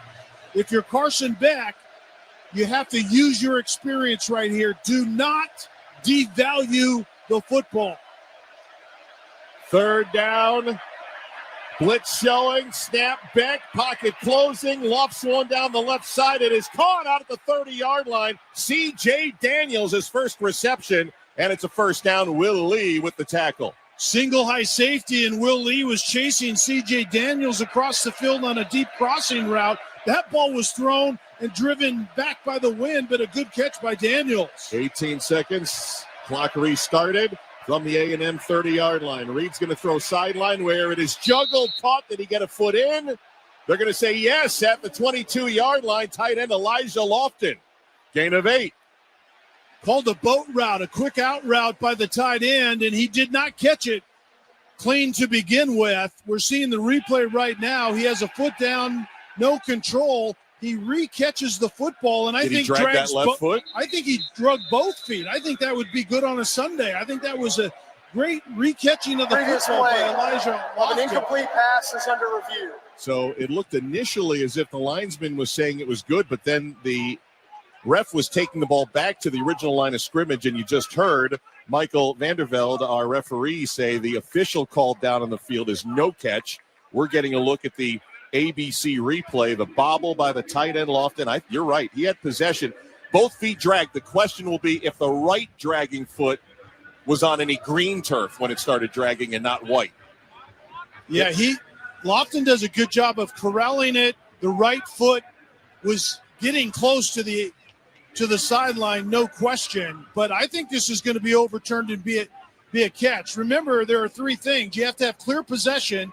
You have to have a body part down. In this case, it's dragging one or both feet, and then you have to finish the play. In this case, it's just simply corralling it all the way through going to the ground. I think Elijah Lofton does it right there. Well, whichever way this goes, there's only 10 seconds left in the half. Ian Fitzsimmons, what's the field condition like for a potential field goal? This wind is just absolutely vicious, coming right into my face from the Miami side to the Texas A&M side, to the point where the goalposts are shaking. Yeah, we saw that last field goal attempt go left to right severe. Yeah, Fitzy, so if you're kicking from our right to left, and that wind, we talked about that last attempt was well outside the left upright. That's and right. Still finished outside Kelly, the right. Where do you have to start this football? I had a great After review, number 9 has firm possession of the ball inbounds at the 22-yard line. It'll be second down with 11 seconds on the game clock. Kelly had a great view of that Miami miss. It started about 5 yards to the left upright and ended about 3 yards outside the right upright. So if you're asking me where to start this bad boy, and Mark, you play a heck of a lot more golf than I do, I'm starting this sucker about 5 yards, even at this range, if they had to kick it even from here.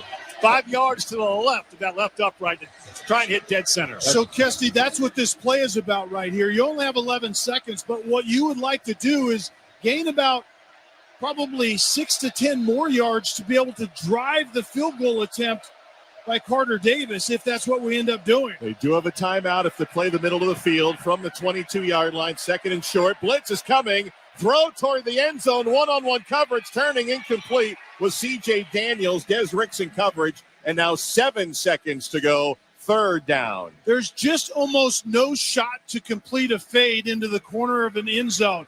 So you formationally, you're at the left hash, and you put a receiver out to the right that is one-on-one in press man coverage, but the ball drifts a good 10 to 15 yards, and it's just so difficult to estimate where you have to start that as a thrower or a kicker. That play took 4 seconds. There's 7 seconds left in the half. Scoreless. Third down and 2 Miami at the A&M 22. Snap to Beck, throws left sideline, back shoulder, incomplete, not even close to Keelan Marion, who was running down the sideline toward the goal line. And now the field goal kicker, Carter Davis, who had that 47-yard attempt drift from outside the left upright past the right upright, will come on for about a 40 or a 41-yard attempt here.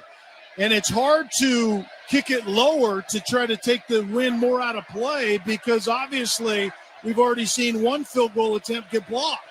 This is for the halftime lead. We're scoreless. Officially, Carter Davis attempt from 40.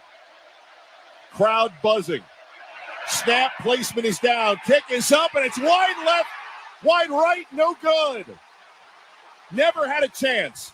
Wind or nothing. Push to the right, and we are scoreless at the end of the first half. Kelly, there have been opportunities both ways. Neither team able to take advantage. And the opportunities have been few and far between. Special teams haven't worked out well for either team, and defenses right now are certainly dictating the tempo of this game as we go to half with nobody scoring any points. If this wind continues the way it is blowing, teams are going to have to put it in the end zone because it is a brutal day to kick the football today.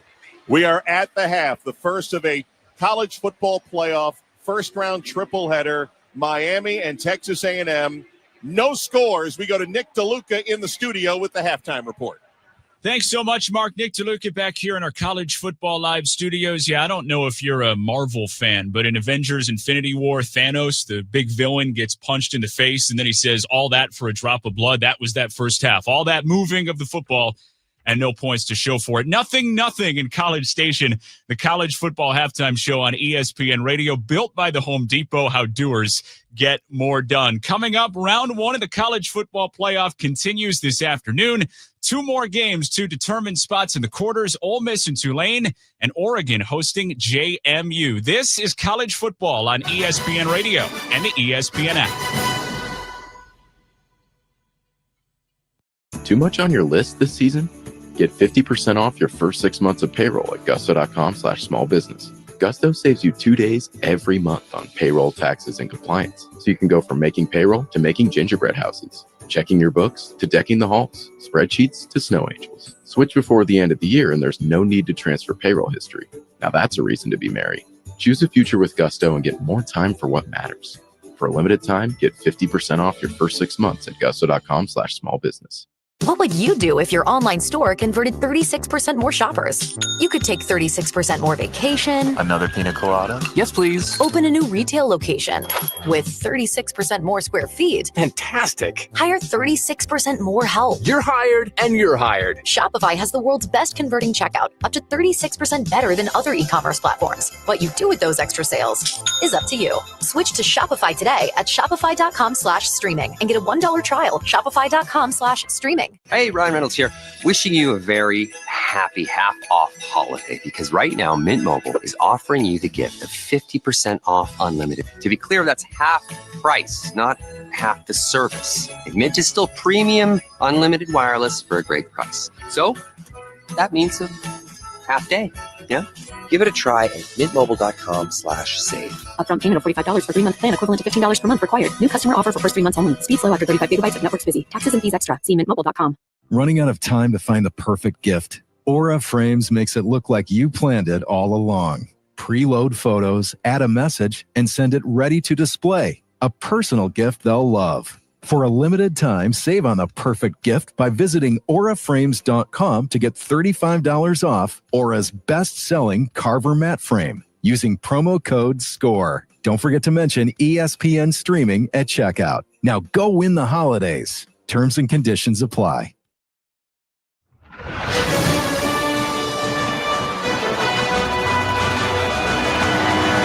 This is the College Football Playoff on ESPN Radio and the ESPN app. Nick DeLuca back here in our College Football Live studios. The College Football Halftime Show on ESPN Radio is built by the Home Depot, how doers get more done. 3 missed field goals, no points on the board. Number 10, Miami. Number 7, Texas A&M, still scoreless after 30 minutes of play. 2 more games to follow in round 1 of the College Football Playoff today. Number 12, James Madison versus number 5, Oregon. Ducks and Dukes, 7:30 Eastern. Oregon, a 3-touchdown favorite, have 37 straight home wins out of conference. James Madison finding their way into the playoff, but a tough task in Eugene tonight. More from the game day crew, Pat McAfee, Desmond Howard, and Nick Saban. The Dukes are all the way in Eugene. And it's not just obviously a football team that's showing up. It's a top 10 defensive points and top 10 offensive points team. Now, they have the 121st ranked schedule. That's not their fault. They can only play who's on their schedule. Who they have played, they have done very well against. So the massive conversation is whenever they play one of the best teams in the country, in the world that we're in right now, one of the most financially backed teams in the country. Not that they're the only ones, but they have access to more things than a lot of different places. Is it just going to be a way too big versus not big enough type game? The whole world awaits for that. But if I'm the JMU team, I'm going to try to not change anything. I'm going to go play the way I play and see if it can get the job done. Let's not change the identity. Let's not be superheroes. But if you're going to get the job done, you're going to have to do it doing your type of ball, I think. No doubt about that. You are who you are. This is what got you here. You're not going to change now. What JMU does very well is run the ball. Top 5 rushing offense in the nation. They're running back tonight. Over 1,200 yards on the season. Number 1 in the Sun Belt. You want to win time of possession. Now, that's easier said than done, but they have a dual threat quarterback too. Alonzo Barnett. This guy is coming back from an ACL injury. First half of the season, you can see he was not himself. But in the second half, now he looks like the guy before the ACL injury. Win the time of possession, bleed the clock, and keep Dante Moore and the Ducks offense off the field. I think that's going to be their recipe if they're going to have any resemblance of success today. Well, I do think you hit them right on the head, man. They are a ball control, run the ball team. And against the teams that they play, they've been able to do that. Can they do that against Oregon? I'm not sure. It's going to be a lot more physical up front on the line of scrimmage. But the thing I think is going to be the key to the game is can they keep Oregon from making explosive plays? Oregon is one of the most explosive teams in the country. Can they stop the run, stop the explosive plays, some kind of way make Dante Moore have to win the game from the pocket, then kind of affect him some kind of way? That's their only chance.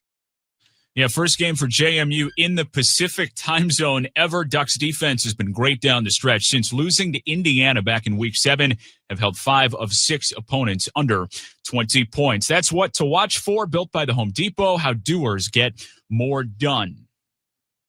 Number 11 Tulane versus number 6 Ole Miss. First game of the Pete Golding era in Oxford in a rematch of a Rebels blowout win back in September. A little bit different this time around, and that's exactly what Tulane head coach John Summerall is hoping for with our Alyssa Lang. Thanks, Nick. Here with Tulane head coach John Summerall. Coach, what was the message to your team before you got on the bus and came here to Oxford? Yeah, just empty the tank. Our guys are full. They're excited. They're ready. You don't get a second chance to make a first impression. We get a second shot at maybe making this game right because early in the year we didn't play very good when we were here. And I just want to see them go have fun, empty the tank, let it all hang out. What do you want the biggest difference to be today from that game back in September? Yeah, just move on to the next play. I thought maybe one play became 2 bad plays, right? And so for us, we're playing a really good football team. Ole Miss got a lot of good players. They're going to make a play. It's going to be okay. Play the next play and control the things that are right in front of us. I thought we didn't execute at a really high level, and we self-inflicted in some areas where we didn't play to our standard. When it comes to minimizing Trinidad Chambliss, what do you need to see from your defense? Well, we can't let him get vertical in the run game. In scrambling and in run plays, we let him get north and south really quickly against us. We got to force him to his left, our right. If we let him get to his right or get vertical, it's going to be a long day for us. And we got to make sure we tackle him when we got our hands on him. Thank you, Coach. Good luck. Thank you so much. Nick, back to you. Yeah, thanks so much, Alyssa. Tulane hasn't beaten an SEC team since 2006. Have lost 15 straight. They are, though, the only group of 5 team with multiple power conference wins this season. See what they can do this time around in Oxford, 3:30 Eastern here on ESPN Radio. Coming up on the Home Depot halftime report, dive a little deeper into the rematch in Oxford and the rest of the day around college football in CFP Round 1. You're listening to College Football on ESPN Radio and the ESPN app. I like things my way. My coffee, my schedule, and my treatment.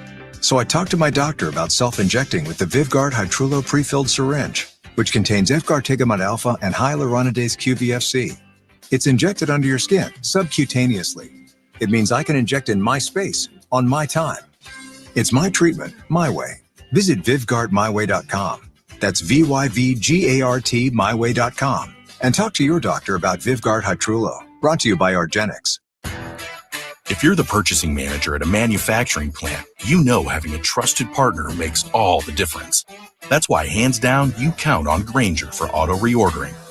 With on-time restocks, your team will have the cut-resistant gloves they need at the start of their shift.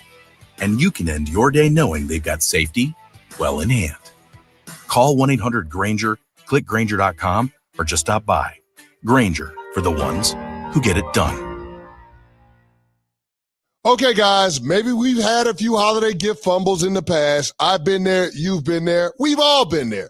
Well, not this year. I've teamed up with the Bouqs Company to bring you the holiday gift that hits every time.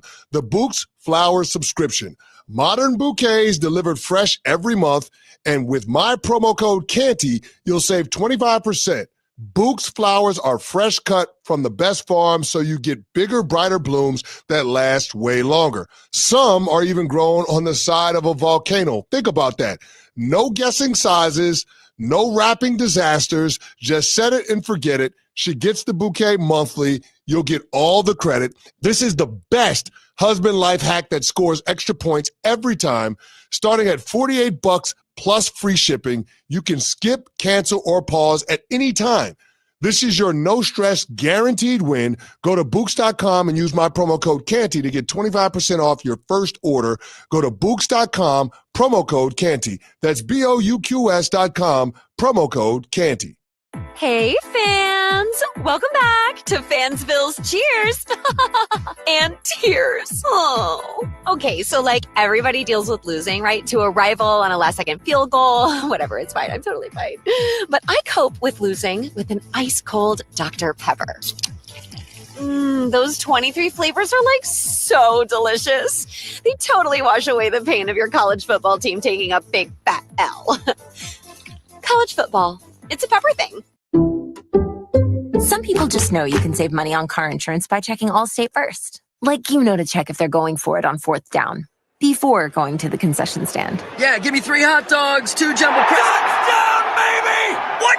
Hey, buddy, you want cheese with those? Yeah, checking first is smart. No. So check Allstate first and see what you could save. You're in good hands with Allstate.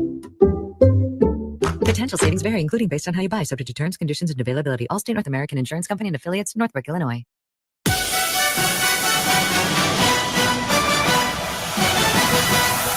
You're listening to the College Football Playoff on ESPN Radio and the ESPN app.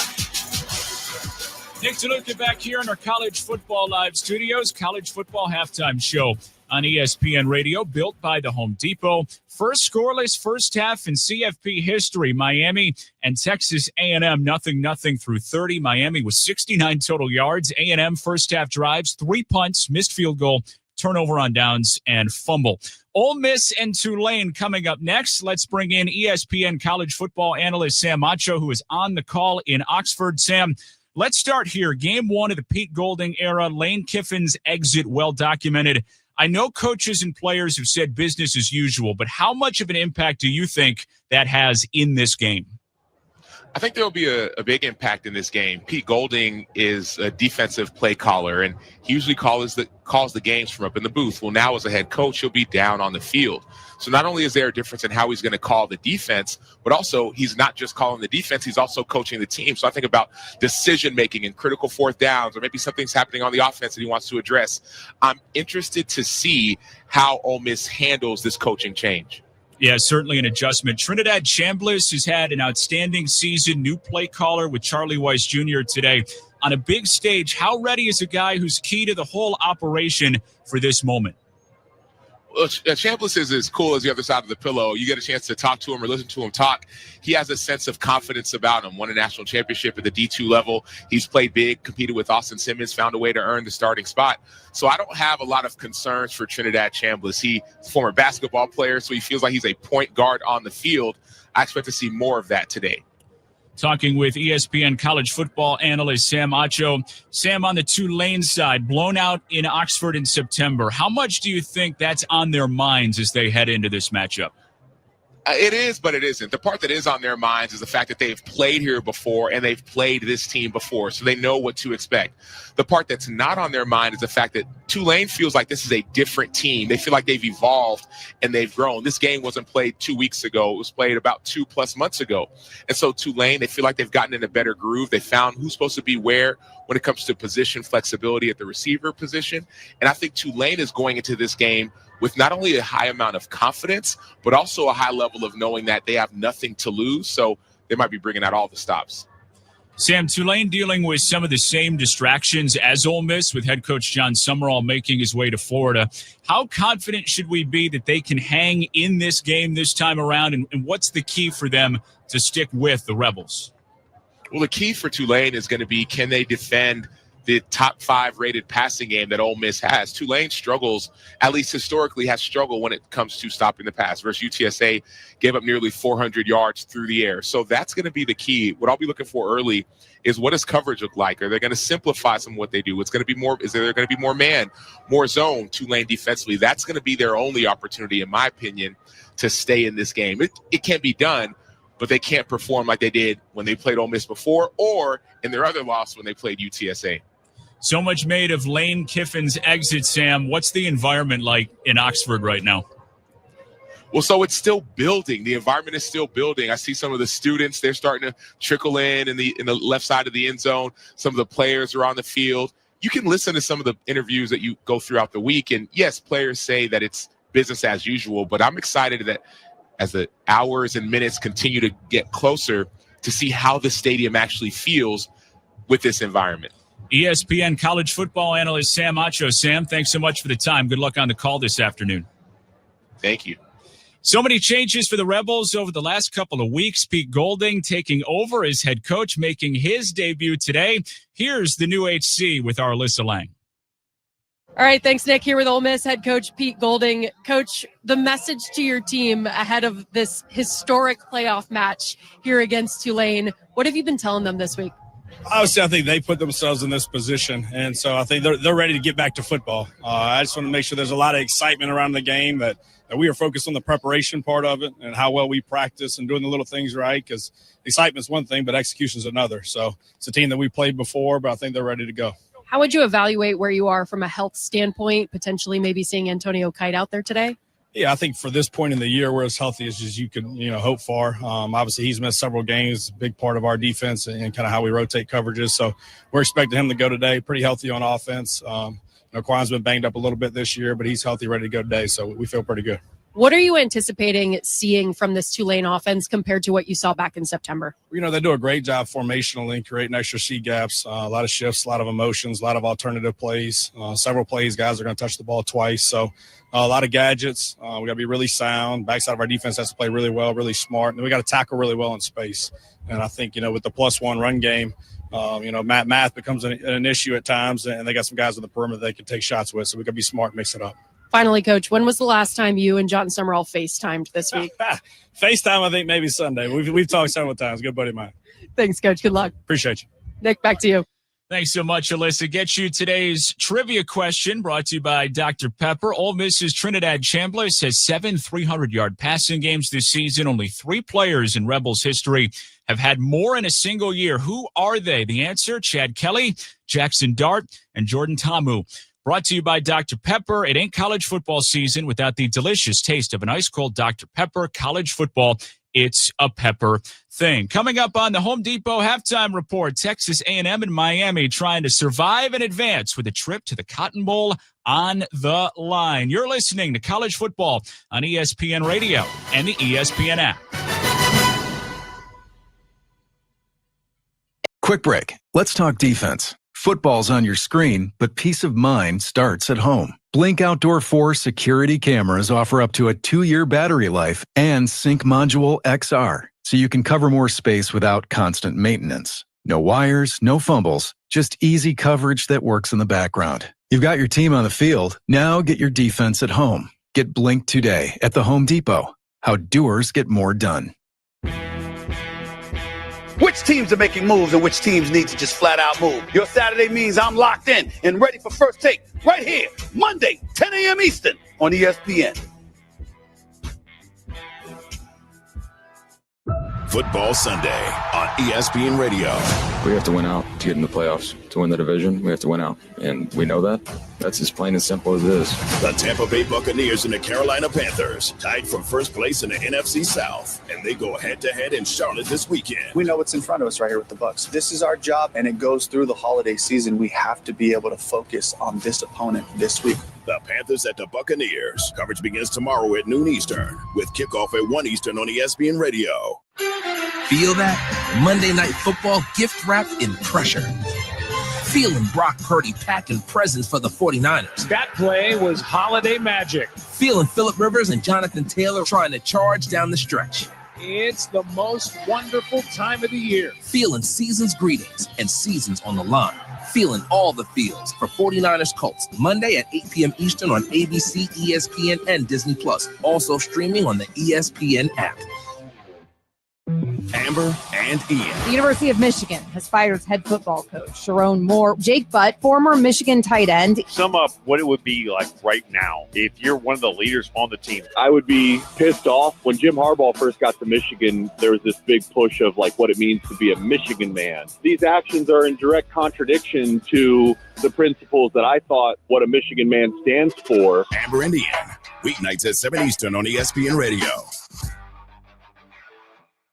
This is Freddie and Harry on ESPN Radio and the ESPN app. That's one of the things that's the beauty of the NFL is that, hey, there's no manual that says I can't study what other people have done in the past that allowed them to have success. Do you go get multiple tight ends? Do you make sure that your quarterback is protected at all costs? Because if you can't win in the trenches, you're not going to win successfully moving forward. Check out more from Freddie and Harry weekdays at 3 Eastern on ESPN Radio and the ESPN app. Hey, it's Greg McElroy from the Always College Football Podcast. Check out our current episode where we do a full preview of the 4 first-round college football playoff games. Download it anywhere you get your podcast.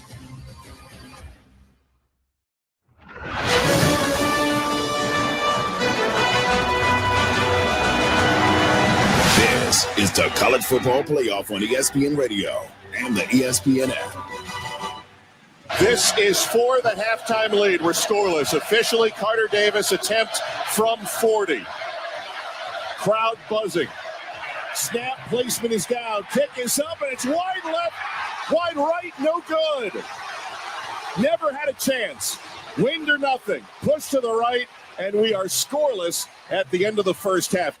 Nick DeLuca back here on the Home Depot halftime report. We said we're going to get you a highlight, and we did. There weren't many in the first half. Scoreless between Miami and Texas A&M, the second game between top 15 teams over the last 20 years to run scoreless through the first 30 minutes, the other being number 1 Bama and number 13 LSU in 2016. A&M and Miami both trying to punch their ticket to the Cotton Bowl. Back to College Station with our team, Ian Fitzsimmons, Kelly Stauffer, and Mark Kestisher. Nick, I was going to ask you if you've ever had a halftime at the college football playoff where you didn't play a scoring highlight, and I knew the answer was no, because it's never happened in the 14 years of the college football playoff to have a 0-0 halftime. Miami has 69 total yards, fewest and a half in college football playoff history.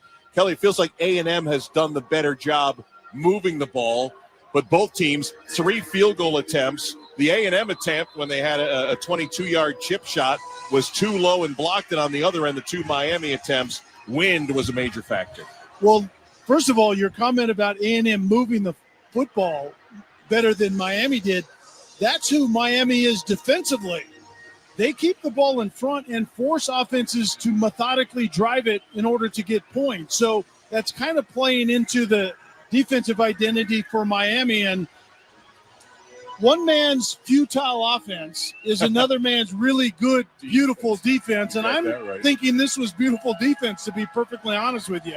Ian Fitzsimmons, you had a chance to talk with Mike Elko, the A&M head coach.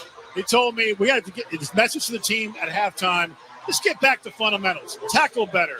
Own your square better. All the simple things that we teach you every day, do them better. As far as kicker goes in this wind, Zirkle is down, but Randy Bond will be handling kicking duties from now on for the Texas A&M Aggies. And here he is, Fitz. Randy Bond on to kick it off. Ball teed up at the 35-yard line to our left. And Malachi Tony, Chris Wheatley, Humphrey waiting on the goal line to our right. Wind course. is still blowing here, so the wind just blew the ball off the tee. That's been the story here.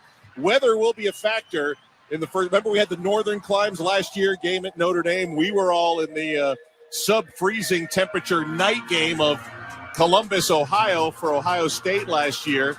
More in southern climes. The game later tonight in Eugene, Oregon, they've had all kinds of rain in the Pacific Northwest. And rain could be a factor there later on tonight. Weather at Ole Miss, we're told, looks good. Here's the kickoff to start the second half scoreless. It'll be fair caught at the goal line. And before Miami gets its attempt from the first down at the 25-yard line, we're going to pause 10 seconds for station ID. You're listening to the College Football Playoff on ESPN Radio and the ESPN app.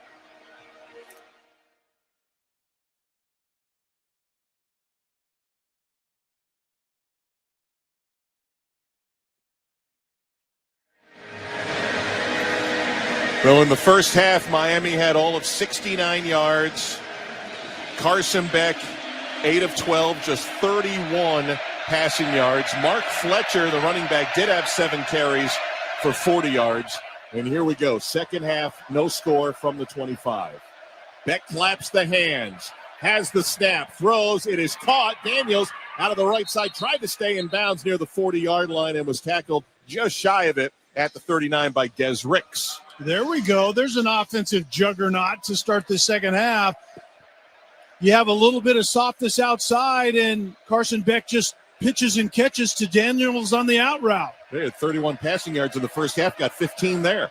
Here's another pass to the other side, caught by Scott, beats the defender at the 45, jukes another at the plus 45, and is finally grounded near the 40-yard line of A&M. Keelan Marion that time, 20 yards with a couple of nifty moves. Well, I think we can see a little bit of the adjustment from Shannon Dawson, the offensive coordinator from Miami.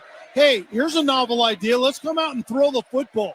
We have a guy that's making his 40th start in college football, and we really didn't test that secondary on the back end for Texas A&M. We're protecting decently. Let Beck see if he can win this football game. 2 plays, 35 yards gain to open the second half. Beck, it is an end around Marion and sniffed out well by the defensive end TJ Searcy that time. It was a play fake on the run to the left and an end around coming to the right side for a loss of 4. And I understand the choice here to run the end around to Merriam, but the problem is A&M is aggressive, and you want those type of reverse type of change of direction plays against an aggressive defense, but they're also really, really disciplined, and Searcy was on that particular play. Second down and 14, 100-plus thousand waving the white hankies. From the 46-yard line of A&M, 4 receivers stacked to the near right side. They're going to throw to the left. Scott on the cross. He's got it complete. He breaks a tackle, and Riz finally takes him down at the 34-yard line. Des Ricks lost the tackle, got it back, but a gain of 10 on the slant. You talked about the 4 receivers off to the right side, and that was actually into the boundary. So formationally, you're creating a one-on-one outside, simple slant route, man-to-man coverage, spreading the field so they can't double that outside receiver. And Beck has thrown really good footballs here to start this second half. Well, Miami was 0 for 6 on third. They converted their last before the half. They need 3, and they get it on the run. Fletcher to the 20-yard line inside the 15 and tackled there. Mark Fletcher Jr. with a big run on 3rd down and 3. Fletcher was fairly productive in the first half. And sometimes you have to throw the football in order to run it well. A lot of offenses will reverse that. We run it, invite defenders up so we can throw the football better. But Miami came out in this half. They're throwing it well, so now they're running it well also. 24-yard gain, 1st and goal at the 10 for Miami, and a timeout. Mike Elko went running down that right sideline and got the linesman's ear for a timeout with 12:05 to go in the third quarter. We had a scoreless first half, but the Hurricanes are marching downfield, 65 yards gained already and 10 yards away from breaking the scoreless tie. With 12:05 to go in the third, Miami, Texas A&M, no score. You're listening to the College Football Playoff on ESPN Radio and the ESPN app.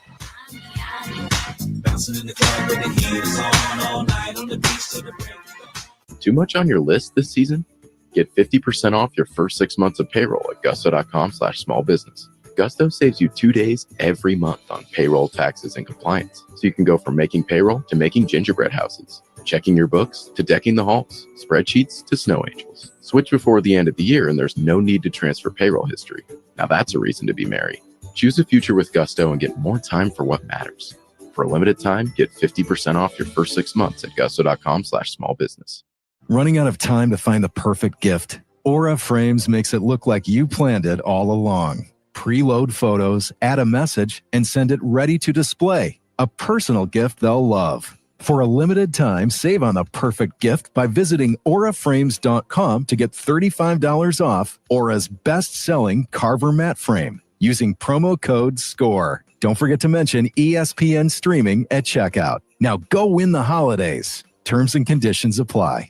Hey, Ryan Reynolds here for Mint Mobile. You know, one of the perks about having 4 kids that you know about is actually getting a direct line to the big man up north. And this year, he wants you to know the best gift that you can give someone is the gift of Mint Mobile's unlimited wireless for $15 a month. Now, you don't even need to wrap it. Give it a try at mintmobile.com/save. Upfront payment of $45 for 3-month plan equivalent to $15 per month required. New customer offer for first 3 months only. Speed slow after 35 gigabytes if network's busy. Taxes and fees extra. See mintmobile.com.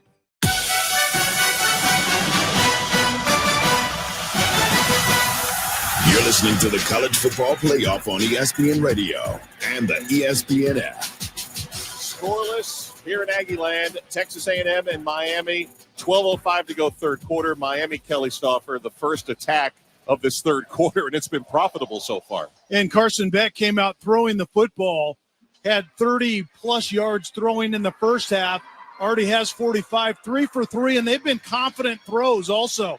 And a little bit of formationing, creating one-on-one situations, and then that has opened up the run game even more for Mark Fletcher. It'll be first and goal at the 10-yard line. I don't know if Miami was unhappy with the condition of the field. Seemed like there was some unhappiness down as they called that timeout. Miami against this Texas A&M defense, which is so tough on third down, and, of course, not a lot of room for them to have to cover now with 10 yards to go. It was A&M that burned the timeout, not Miami, going into that last break. And here we go. Miami breaking the huddle. First and goal at the 10. 2 receivers to the right. C.J. Daniels, Marion. And now they're going to have the Malacat that's has it grabbed, able to turn, and is felled at about the 8-yard line.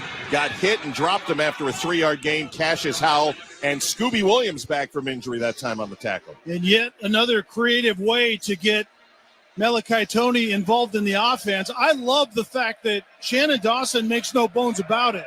It's those guaranteed touches and guaranteed points of contact for Malachi Tony. Take the snap, and then it's a simple quarterback power run to the left side. Second and goal from the 7, left hash mark. 3 receivers tight to the left side of the line. C.J. Daniels on the wide right side. Snap to Beck. Plumps throws back in the end zone. Incomplete. The intended receiver was Keelan Marion. That ball was well behind him as Jordan Shaw was in coverage. And I think Carson Beck had the matchup and the concept that he wanted. He simply had Marion release into the back of the end zone, matched up on Jordan Shaw, but there was a little bit of miscommunication in terms of the route that Marion was running that time. Beck threw it outside, the receiver went inside. Third and goal, Miami from the 7, so essentially a 3rd and 7. This is where Texas A&M's defense lives. Still scoreless. Beck takes the snap, looking left, still looking nothing, going to run. He's got room at the 5, knocked down at the 3-yard line. Torian York and Albert Regis attacking the quarterback. 4-yard gain, 4th and goal. And with points hard to come by, you get 3 right here, and we can see that Miami is bringing the field goal team on, which we know is not a guarantee today. 3 missed field goals collectively by these two teams in that first half. A&M had the bad miss from 22 yards. Carter's misses were from 47 and 40. This one will be a 21-yard attempt for Carter Davis. Crowd buzzing again in a scoreless game. Kelly mentioned it, 3 missed field goals already. Snap down, kick up, drilled through, and Miami has the first points of this first-round game on a short field goal by Carter Davis. The Hurricanes take a 3-0 lead to open the second half against Texas A&M. 10:34 to play, third quarter. This is College Football Playoff on ESPN Radio and the ESPN app.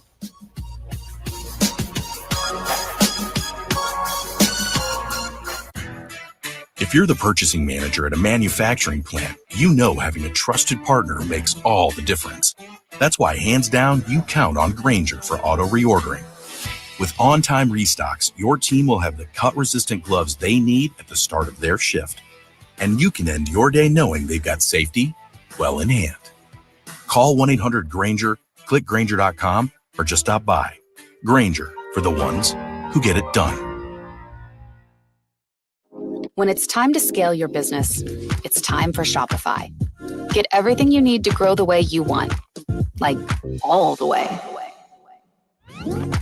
Stack more sales with the best converting checkout on the planet. Track your cha-chings from every channel, right in one spot. And turn real-time reporting into big-time opportunities. Take your business to a whole new level. Switch to Shopify. Start your free trial today. I like things my way. My coffee, my schedule, and my treatment. So I talked to my doctor about self-injecting with the Vyvgart Hytrulo pre-filled syringe, which contains efgartigimod alpha and hyaluronidase QVFC. It's injected under your skin, subcutaneously. It means I can inject in my space, on my time. It's my treatment, my way. Visit VyvgartMyWay.com. That's VYVGART MyWay.com. And talk to your doctor about Vyvgart Hytrulo. Brought to you by Argenix. Nick Toluca in our All-State Studios. 3 college football playoff games today. Up next, Ole Miss and Tulane. Been a roller coaster couple weeks for the Rebels with Lane Kiffin leaving. QB Trinidad Chambliss on handling it all. I wouldn't say it's been hard. We just want to focus on the game and focus that the team has on right now. It's just Tulane. We can't really worry about like other stuff right now outside of football and what's outside of the team. But yeah, we're just really focused on Tulane, so we're good. Pete Golding making his head coach debut today. Kiffin making the move to LSU. Your money, your move. Brought to you by Robinhood. Trade all in one place. Finally, the scoreboard operator at Kyle Field getting some work. Hope someone nudged him to wake him up. Back to our team. Ian Fitzsimmons, Kelly Stauffer, and Mark Kestisher. Indeed, Nick. 3-0 the score. And downstairs to Fitzy. We were here a month ago when A&M only had 3 points at halftime. What's been the conversation down on that sideline? Well, I talked to assistant head coach Trooper Taylor as he sprinted out of the tunnel at halftime from the Texas A&M locker room. And I said, what was the vibe in there? And he said, all I told the guys was treat this like it's South Carolina. You're down 27. Win the next snap. Don't think about the big picture. Just win the next snap. And it's interesting that he's comparing being down 27 to South Kakalaki to being tied at the half with Miami. Also, boys, the wind had died down, and guess what?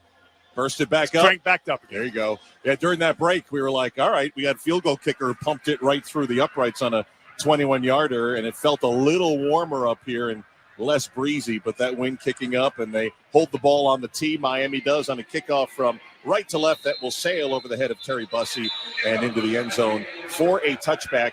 Kelly, when we look at Texas A&M in the first half, Marcel Reed, 113 yards passing. Mario Craver got the most targets with 5. Little surprised Casey Concepcion hasn't even been targeted yet. Exactly what I was going to say. Concepcion hasn't touched the football other than in special teams. So the thing that makes the pass game for Texas A&M difficult to defend is when both of those guys, Craver and Concepcion, is involved in the game, and KC has been a no-show thus far. First down and 10 at the 25-yard line. Here he comes, Concepcion on the jet. Gets a nice block at the 30 and is tackled at about the 33-yard line. Craver set up a nice block. Zechariah Poyser, the tackle. A&M gains 9. And we got a Miami player down, and that was Poyser who got the tackle. Slow to get up. And Kessie, so many times when you hear offensive coordinators talk about getting playmakers the football, the item number one for play callers, you can't let the defense dictate whether you get your playmakers the ball or not. That's an automatic guaranteed touch for KC Concepcion. We could have been doing that in the first half, and for some reason, Colin Klein did not get Concepcion involved in the game plan early. Concepcion, as we told you, gained 9, but the tackler, Zechariah Poyser, the transfer from Jacksonville State, was trying to get up, was up on a knee, being surrounded by a number of Miami trainers right now, as we have 10:21 to go in the third quarter. And Kesty, that back end for Miami has been really where the most improvement this year has come from. They really reconstructed the back end through the transfer portal. That was the soft spot. You knew you could get pressure on people up front, and they're still doing that. But that back end has been much improved this year, leading to a kind of a holistic, complementary approach for Miami defensively. Poyser is still being attended to. Many of the Miami players surrounding him and the trainers out at the 35-yard line. What I had mentioned at one point before the last break was Miami was unhappy with field condition, and then during the last break, about 10 yards downfield at the 27-yard line, there's a big gash taken out of the field, and they had some seed there, and they tried to level it off during that break, and it looks like they have. And now you hear the light applause here at Texas A&M, and that is for Zechariah Poyser, who's going to walk straight out the tunnel on his own power with a trainer or two and head toward the Miami locker room. Yeah, and the trainer has his hand underneath the right shoulder pad, I believe, of Poyser, and been there, done that. Something is wrong with that left shoulder for Poyser. Second down and 1. Moss, after contact, able to get over the 35 for a first down. It looked like Miami might have him for a loss. He ends up gaining 2. The good news is Bryce Fitzgerald, a true freshman strong safety, got a lot of action with Keontae Scott out. And Fitzgerald had one of the plays of the first half on that fake punt coverage down the far sideline. So Bryce Fitzgerald from Miami, Florida, is on the field right now for Zechariah Poyser. First and 10, A&M at the 36-yard line with the Canes leading 3-0 here in the third. Blitz coming. Reed now in some trouble. Has to throw it up, and it's incomplete. Miami's wondering if they should drop a flag. As Theo Mellon-Orstrom was in the area, we think, but no flag down on a potential grounding. I don't think there was an eligible receiver, and the question to me is going to be whether Marcel Reed actually got outside the pocket that time. Get a look at the ABC replay. Mellon-Orstrom was lined up on the right side of the line. Now a flag is thrown. Intentional grounding. Number 10 offense. Spot foul. Loss of down. Second down. So they had a long talk about it, and then they saw what we saw up And here. Kesty, the intentional grounding by a quarterback a lot of times is a collaborative effort from the officials, because officials have different responsibilities on a play. And one of them is in charge of, is there any eligible receiver in the area? And there wasn't. And then is he outside the pocket? And Marcel Reed wasn't outside the pocket. So the flag eventually comes out. So they lost 12 yards and the down. Second and 12. Snap to Reed. 3-step drop. Loads up nothing. Now screens it out to the far side. Nice catch by Moss. Evades one defender at the 27. A second defender there, but can only get to the 29-yard line. Turns into a 5-yard gain. Mo Toure finally got the tackle. In this defensive slugfest, you think that there has to be a chunk somewhere that one of these offenses has to come up with. The bottom line is Miami defensively plays so much zone. They have all those defenders with eyes on the quarterback dropping into their zones. They keep the ball in front, and they're daring the offense to be able to drive the football in order to get points. 3rd and 17, A&M at the left hash mark 29. Snap to Reed. Sunshine illuminates the field. He fires, and it's picked off at the 44-yard line. Miami's got it. Bryce Fitzgerald, the true freshman, to the 35, to the 30, and out of bounds near the 20-yard line. The 5th interception of the season for freshman Bryce Fitzgerald, just into the game due to injury, and a 36-yard Miami return. These are the situations where Marcel Reed has gotten into trouble all year long. He has 10 interceptions. He came into the year being a much better decision maker, but when he gets impatient and he doesn't get the big plays. This offense for Texas A&M, Kesty, are kind of boom or bust. We saw that highlighted in that South Carolina game you talked about. It was bust in the first half. It was boom in the second half. But the trigger puller in Marcel Reed gets impatient sometimes. Never should have thrown that football. Second turnover by Texas A&M today. Miami did not take advantage of the first one. This one puts them in the red zone at the 20-yard line with a 3-0 lead. Malachi Tony is in at the Wildcat, or the Mallycat as they call it. He's going to hand it off. It's a double reverse back to the quarterback. Beck's going to run it up the middle, 20, and slides down, gave himself up at about the 18-yard line. Well defended by A&M. Beck had nothing. He gets 2. And the Mallycat was a double reverse, and then Keelan Marion was running a post pattern basically right down the middle of the goalpost, and that's where Beck was looking. But you saw the experience of Beck right now. That's a gotcha play. But that doesn't mean you have to throw the football. Beck had nobody. He gets what he can and makes a positive play out of it. Freshman Gerard Pringle is in at running back.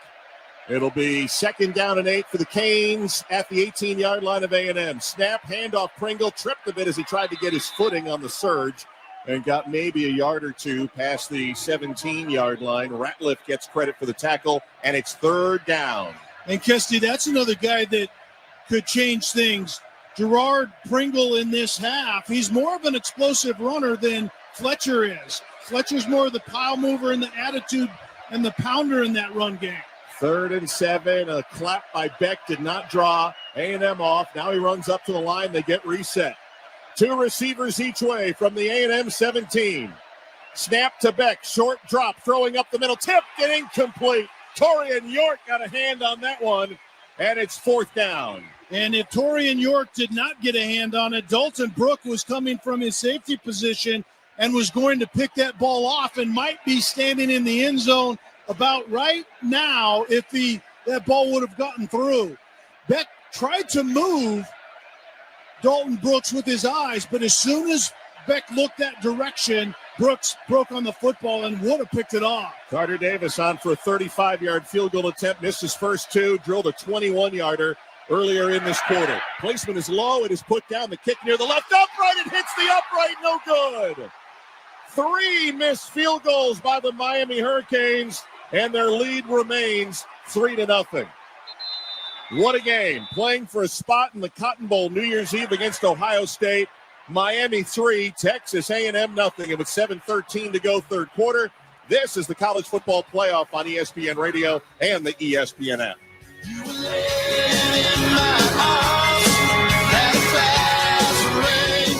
Quick break. Want to make a big play on your next paint project? Go with Behr Marquee Interior Paint and Primer. Only at the Home Depot. With over 1,000 colors, exceptional hide, and advanced stain blocking, Behr Marquee is built to stand up to real life. No do-overs, no wasted weekends, just bold color and a finish that holds strong. One coat coverage, no overtime. Behr Marquee, only at the Home Depot. How doers get more done. Valid only when tinted to colors from the Behr Marquee Interior One Coat Hide Collection.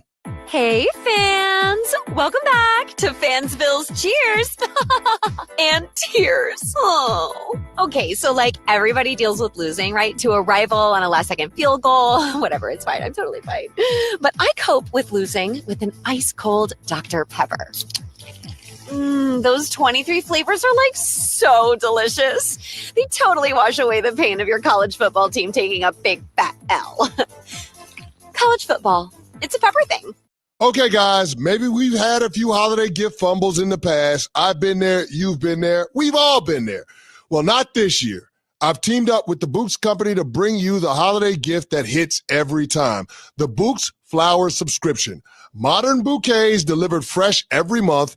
And with my promo code Canty, you'll save 25%. Books flowers are fresh cut from the best farms, so you get bigger, brighter blooms that last way longer. Some are even grown on the side of a volcano. Think about that. No guessing sizes, no wrapping disasters. Just set it and forget it. She gets the bouquet monthly. You'll get all the credit. This is the best husband life hack that scores extra points every time, starting at $48 plus free shipping. You can skip, cancel, or pause at any time. This is your no-stress guaranteed win. Go to Books.com and use my promo code Canty to get 25% off your first order. Go to Books.com, promo code Canty. That's BOUQS.com, promo code Canty.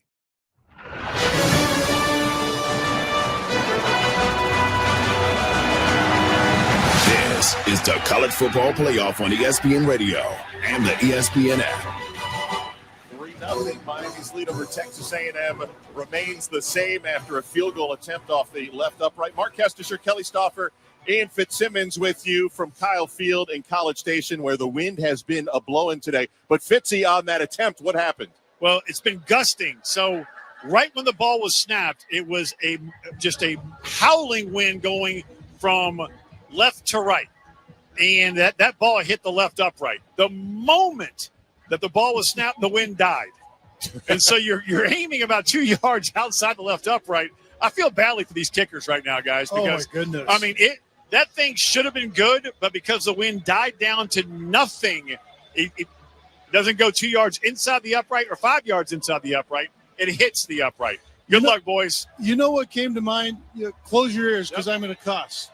Damned if you do, damned if you don't. Because I guarantee you, Carter Davis hit it exactly where he wanted to. And 100%. Expected that to drift right down Main Street, and it went nowhere and obliterated the left upright. Instead, Carter Davis sitting on the Miami bench, helmet still on, and just saying to himself, what do I have to do? Because you're right. That's exactly where he wanted to go. Let it drift to the right. Instead, He's there was literally no drift. shaking his head as you're talking right there, showing him on the TV camera. That is hilarious. 3-0 Miami. A&M will start the drive at the 20-yard line. Left hash mark. Shotgun snap. Handoff. Ruben Owens up the left hash. Stopped at about the 23.5-yard line. David Blake Jr., defensive tackle, missed the last 3 weeks, is in the game and got the stop. Yeah, and he's part of that defensive front that makes it so difficult because people get lost in Akeem Mesidor and Ruben Bain, and they're very, very good. There's no question. But it's the interior that doesn't allow people to run the football effectively or at least efficiently. 2nd down and 7 from the 23. 2 receivers to the short left side, including the tight end who goes in motion. Handoff, finding a seam left side, and coming up just short of the first down is Ruben Owens. It'll set up a 3rd and 1. Raul Aguirre that time on the stop after 6 yards. And if you think about how offensive football works, Mark, is you really want to just move the chains. It's not about chunk plays all the time or explosives. However, the defense knows that.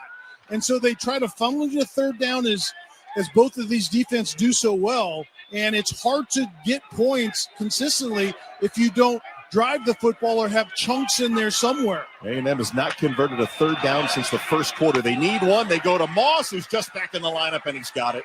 Off the left side, 32-yard line, gain of 3, 1st down, and downstairs to Ian Fitzsimmons. Miami starting safety Zachariah Poyser, who went out and into the Miami tunnel with what appeared to be a left shoulder injury, is now back on the sidelines and is available with his helmet on. Appreciate it. And now we have an A&M player. It's Le'Veon Moss. Oh, he looks frustrated, headed off. Le'Veon Moss just missed the last couple of months with an ankle injury. Takes off his helmet. Looks like he wants to slam it on the ground as he heads over to the A&M sideline. 5:24 and counting to go. 3rd quarter, 3-0 Miami. 1st and 10 A&M at the 32. A play fake for Reed. Pressure coming. Escapes. Running to his right. He's a runner now. Tried to get by another defender. Can't, and taken down at the 30-yard line by Keontae Scott. And it turns out to be a tackle for a loss of 1. Keontae Scott is a versatile piece. He's a 7-year senior. And he shows up at the line of scrimmage just like he did there, making a really sure tackle out in space against an elusive quarterback in Marcel Reed. But he plays coverage on the back end. He will sneak down to the 2nd level and cover slot receivers and tight ends, and then he makes sure tackles out in space. 2nd down and 11 from the 31. Scott began his career junior college at Snow College, played at Auburn as well. There's the snap, pressure coming from the blind side, picked up, now rolling to his left. Reed has nothing, throws it to the perimeter, caught by Concepcion and out of bounds, and late hit over by that left sideline. At least the crowd thought it, and so did the A&M players and coaches, but no flag thrown on the out-of-bounds play to the 40. Reuben Owens, the running back, is the one that made this play happen. Keontae Scott, remember, he just made that tackle in open field on Marcel Reed, but this time he was on the blitz into the face of the quarterback, and Reuben Owens gets over there late and was able to block Scott just enough, and that absolutely, Kesty, should have been a late hit out of bounds by Miami defensively. We get 7 yards. It'll set up 3rd down and 4 for A&M at the 38-yard line. Snap to Reed, rolling out of the pocket, being chased near the left sideline, turns, squares, and has to throw it away. Had nothing downfield, 4th down. Miami's defense getting the pressure that time, led by Justin Scott. And those Boo Birds, I believe, are for the officials on the missed flag. Well, Justin Scott from his defensive tackle position was getting pressure. Akeem Mesidor got out there and closed the door on the fleet-footed Marcel Reed and forced Reed to make a good decision to just simply throw that football out of bounds. 4th and 4. Last time we saw the A&M punter, Tyler White, he tried a fake punt pass down the left sideline that was ultimately covered and incomplete. He's standing inside the 25-yard line. Going to kick this one away. Spiraling kick. Tony has it at the 18-yard line on the right side to the 20, 25, and stacked up near the 30-yard line. Malachi Tony, the game-breaking return man. Yeah, it's a 12-yard return after the 44-yard punt, and Texas A&M's offense, which averages 36 points per game. They're one of 4 teams, top 20 offense and defense. The offense, Kelly, has not been able to live up to it, and credit the Miami Hurricanes D here on the road. Well, and this is why they talk about, a lot of people talk about the fact that in crunch time, in the playoffs in particular, NFL, this certainly applies also, is you need to have a run game because the defenses really are such that at that point in time that they don't allow a lot of explosive plays. And offenses, if you can't run the football, you're one-dimensional. How are you going to get yards, let alone get points? And right now, A&M just can't figure that out. And they have 2 outstanding wide receivers in Mario Craver and Casey Concepcion, one of 3 in the Power 4, multiple 800-yard receivers, both approaching 1,000 yards receiving. And I think Miami's done a good job taking at least one of them away. We have not really seen Concepcion be a factor. His only target just happened. Well, and that's the problem is when both of them are causing havoc. And Concepcion, we talked about, he had the end around for the one target. Other than that, he hasn't touched the football. Concepcion, he has 74 yards, but 59 of them were on a magnificent play in the first half that resulted ultimately in a blocked field goal and no points. So you're right. It's the 2 of them together that create a problem. Fitz, that Miami defense been impressive here on the road. It's hard to make this crowd silent. They have mostly so far this afternoon. Mark, you are 100% correct. And it's not just the guys up front, with Ruben Bain, who's going to be a top 10 pick in the NFL, who in person, oh my gosh. I mean, imagine Thunder Lips coming in Rocky 3 and the announcers go, awesome. Awesome. When you see this man in person, he is awesome. And it's not just Akeem Mesidor, right? With getting Keontae Scott back, which several NFL scouts told me he is the second best player on that Miami defense behind Bain. That's been huge. And then you look at, Texas A&M's defense with Cassius Howe, Torian York, Will Lee. They have alphas at every single level. Anybody looking at this score might go, oh, what an awful game. No, hell no. This has been an old-school, colossal collision line of scrimmage game, and to me, it's been outstanding. 2 at-large teams. Miami didn't know till the very end if they were getting in. There was the debate with Notre Dame. Carson Beck telling our ABC TV folks this weekend that he couldn't sleep the night before the selection show. He was afraid to watch the TV and just kind of peeking over to look at the screen and then saw Miami flash, and it was just a huge weight lifted off his shoulders and the entire Miami Hurricanes program as they are in the college football playoff for the first time. And, Kesty, we could have saved Carson Beck all of that angst and heartache because we said the night going before, off right? the air the night before in the ACC championship game that Notre Dame is in trouble and Miami's going to be in the playoff, and that's exactly the way the committee saw it. Miami didn't even have to play in the ACC championship game. They didn't win that tiebreaker. Duke won it. but they got in. Miami is an at-large. Fletcher Jr. on first down, breaks a tackle, breaks a second to the 40, and drags a third defender to the 44-yard line. Mark Fletcher Jr., 13 more yards on the ground for the Canes with 3:20 to go in the third. And Shannon Dawson, the offensive play caller for Miami, can't get too far away from this. This is that duo type run with the double teams inside, but the difference is it's out of the shotgun pistol and getting downhill out of that, which is not easy to do, but the offensive line is getting a good fit up front in that run game here in the second half. Fletcher up to 77 yards rushing. First down and 10. They give it to him again.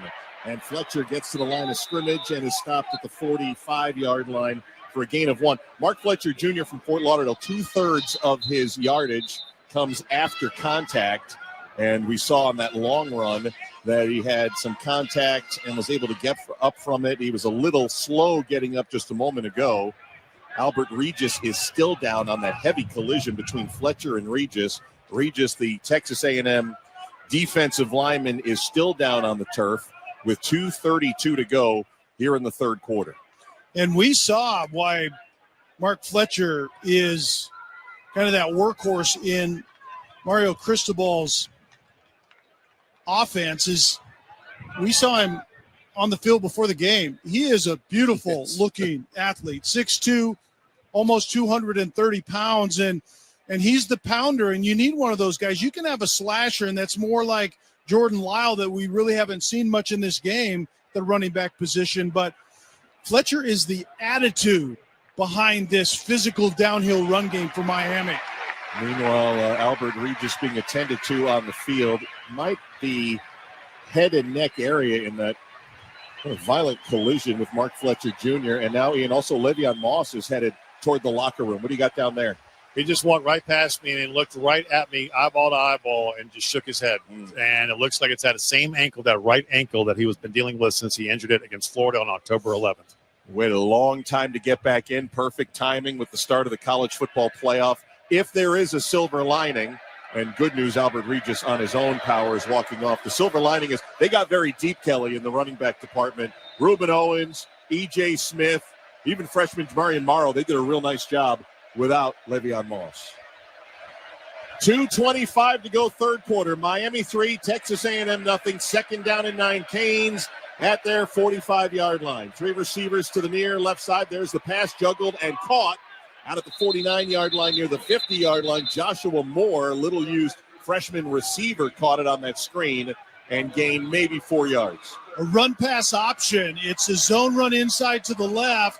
And if Beck invites that overhang defender up a step or two to get that run fit, he pulls it and bangs it outside to Joshua Moore in that case. And you're back in that dead zone against this Texas A&M defense at 3rd and 5.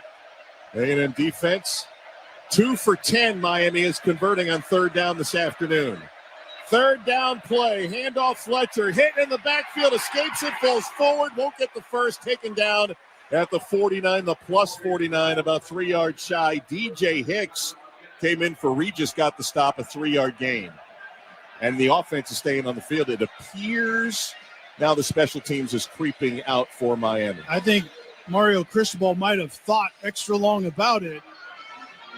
And it was a really good play call, I thought, that time by Shannon Dawson. It was going to be an outside zone run to the right, and there was pressure coming up the middle and to the opposite side. If he can get by that first line of defense, he might take that one to the house. You can run against pressure also, but you have to block up that first wave of violence, and Miami could not on that play. Are they going to take a delay here? 5-yard penalty. They will.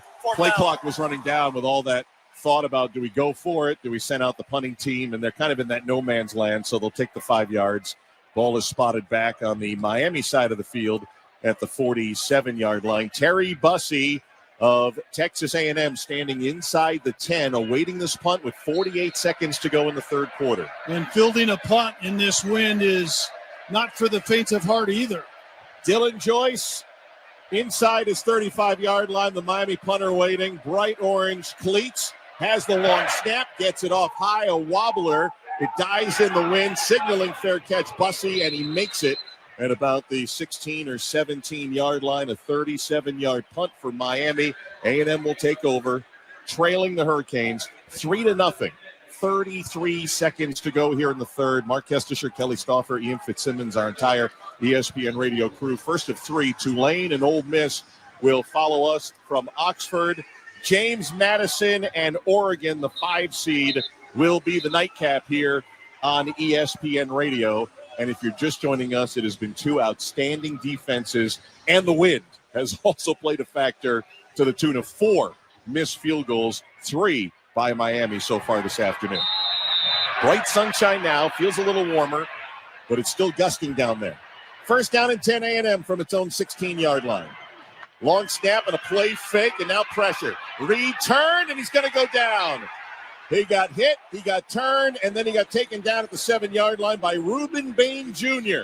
The sack and a loss of 8. And that play is like the epitome of who Miami is defensively. You had a blitzer in Keontae Scott that flushed the quarterback. You have Bain getting pressure from one side and Akeem Mesidor getting pressure on the other. All 3 of them caged the big cat, Marcel Reed, and got him to the ground.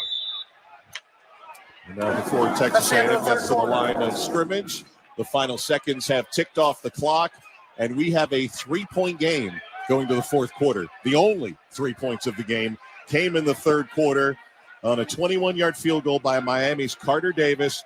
Canes 3, Texas A&M nothing. We go to the fourth quarter next. This is the College Football Playoff on ESPN Radio and the ESPN app.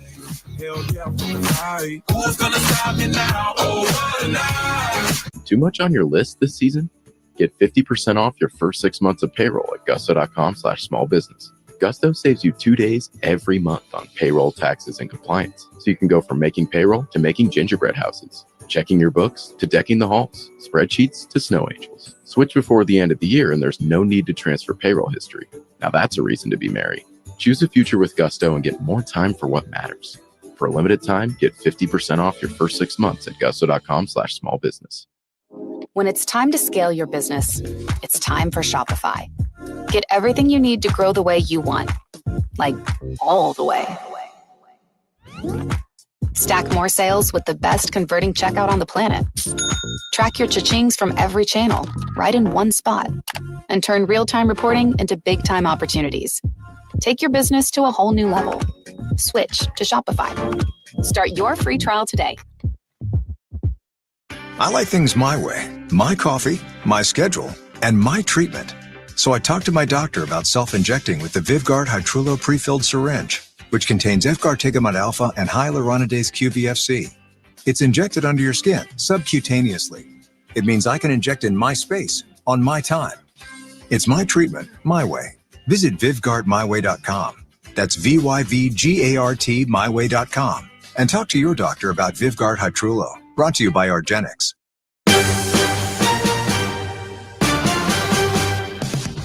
Nick DeLuca in our All-State Studios. Scoreboard updates brought to you by Venmo. Score more with the college-branded Venmo debit card, the Venmo MasterCard issued by the Bancorp Bank. N.A. College football playoff action continues this afternoon. Ole Miss and Tulane coming up next in a rematch from September. Rebel blowout in that one. What does the offense look like without Lane Kiffin? Tulane has lost 15 straight against SEC opponents. 3:30 Eastern from Oxford here on ESPN Radio. Back to our team, Ian Fitzsimmons, Kelly Stauffer, and Mark Kestisher.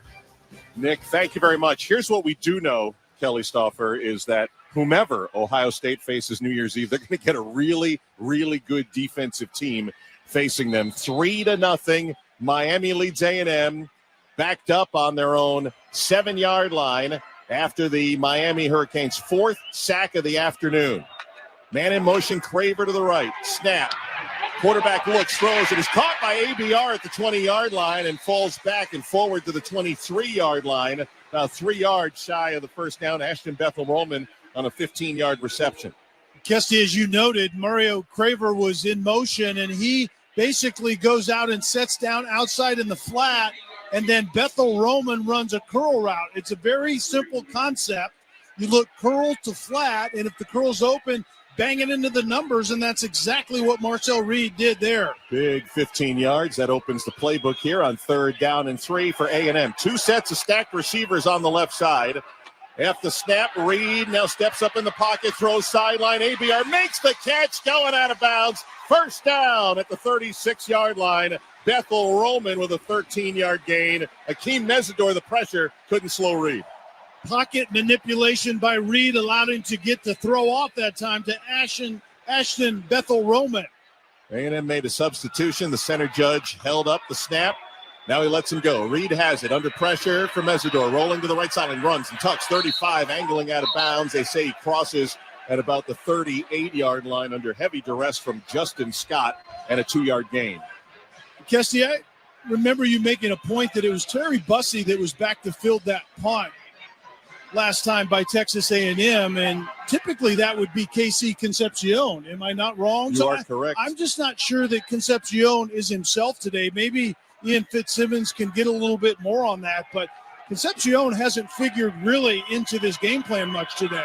2nd down and 8 for A&M. It's going to be a jet sweep. And now turning the corner, there's Concepcion. Looked pretty good on that corner turn. He only got a few yards up to the 41-yard line. Wasn't a true jet where they go wide along the line of scrimmage. Got the ball and turned upfield. Chase Smith, though, got him down. It was more of the true quarterback zone read. Marcel Reed has 2 options. He can give it to Concepcion outside or keep it inside. He got a read that made him give that football up. And it's interesting that Concepcion really hasn't been targeted. I don't think he's been targeted at all in the pass game. I think one time right? For 7 yards, and he has 2 attempts in the run game. 3rd and 5 here for A&M at the 41-yard line. 12:51 to go in the game, trailing Miami at home 3-0. Snap, quick pass out to Craver, left side 40, makes a man miss, got to the 45, right near the line of the game. They're going to give it to him. First down, Craver got to the 47-yard line for a 6-yard pickup. Texas A&M has lived off of yards after the catch from both Craver and Concepcion this season, and it was 1 missed tackle, and it's a chain mover for Texas A&M. Marcel Reed is ready to go. The center judge backs away on 1st down, long handoff. This is E.J. Smith, and he's stacked up right at the line of scrimmage. Got as far as the 49-yard line. And that Miami defensive front closed in on him. Smith, the son of the Hall of Famer Emmitt Smith, gets 2. Remember how this game started. Texas A&M went on a 12-play drive and didn't get any points out of it. They didn't even cover 40 yards on that drive, but that's what Miami forces you to do defensively. They're very good up front, but they keep the ball in front of them on the back end. They force you to drive it in order to get points.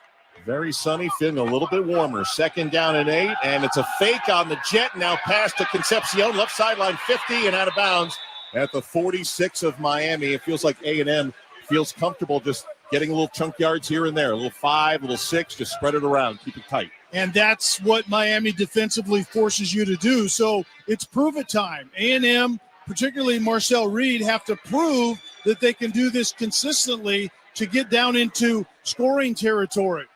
3rd down and 3 off that pickup. 11:25, clock moving, 4th quarter.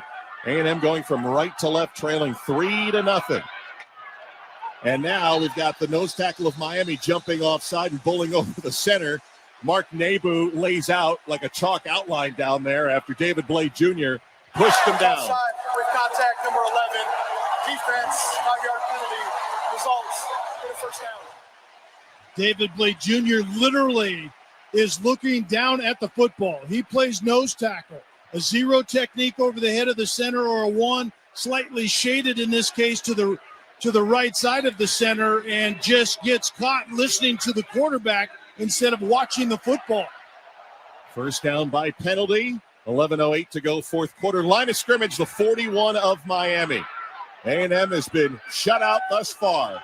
On 1st down, a play fake. Reed escapes. Russ coming. Throws downfield. Wide open. Concepcion slides. Makes the catch at the 20-yard line. 21-yard gain. If he made the catch, I'm sure they'll take a look at it. A&M wants to go, though. See if they'll snap it before they get a look. Right now, the center judge is standing over the ball. of a completed pass is under further review. At 10:38 to go in the fourth quarter, big review coming up. From our side, we saw the back of the sliding receiver Concepcion.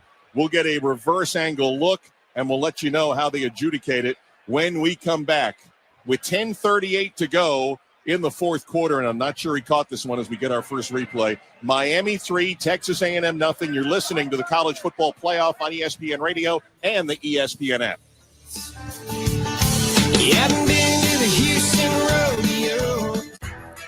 If you're the purchasing manager at a manufacturing plant, you know having a trusted partner makes all the difference. That's why, hands down, you count on Grainger for auto reordering. With on-time restocks, your team will have the cut-resistant gloves they need at the start of their shift. And you can end your day knowing they've got safety well in hand. Call 1-800-GRAINGER, click Grainger.com, or just stop by. Grainger, for the ones who get it done. Okay, guys, maybe we've had a few holiday gift fumbles in the past. I've been there. You've been there. We've all been there. Well, not this year. I've teamed up with the Books Company to bring you the holiday gift that hits every time. The Books Flower Subscription. Modern bouquets delivered fresh every month. And with my promo code Canty, you'll save 25%. Books flowers are fresh cut from the best farms, so you get bigger, brighter blooms that last way longer. Some are even grown on the side of a volcano. Think about that. No guessing sizes, no wrapping disasters. Just set it and forget it. She gets the bouquet monthly. You'll get all the credit. This is the best husband life hack that scores extra points every time. Starting at $48 plus free shipping, you can skip, cancel, or pause at any time. This is your no-stress guaranteed win. Go to Books.com and use my promo code Canty to get 25% off your first order. Go to Books.com, promo code Canty. That's BOUQS.com, promo code Canty.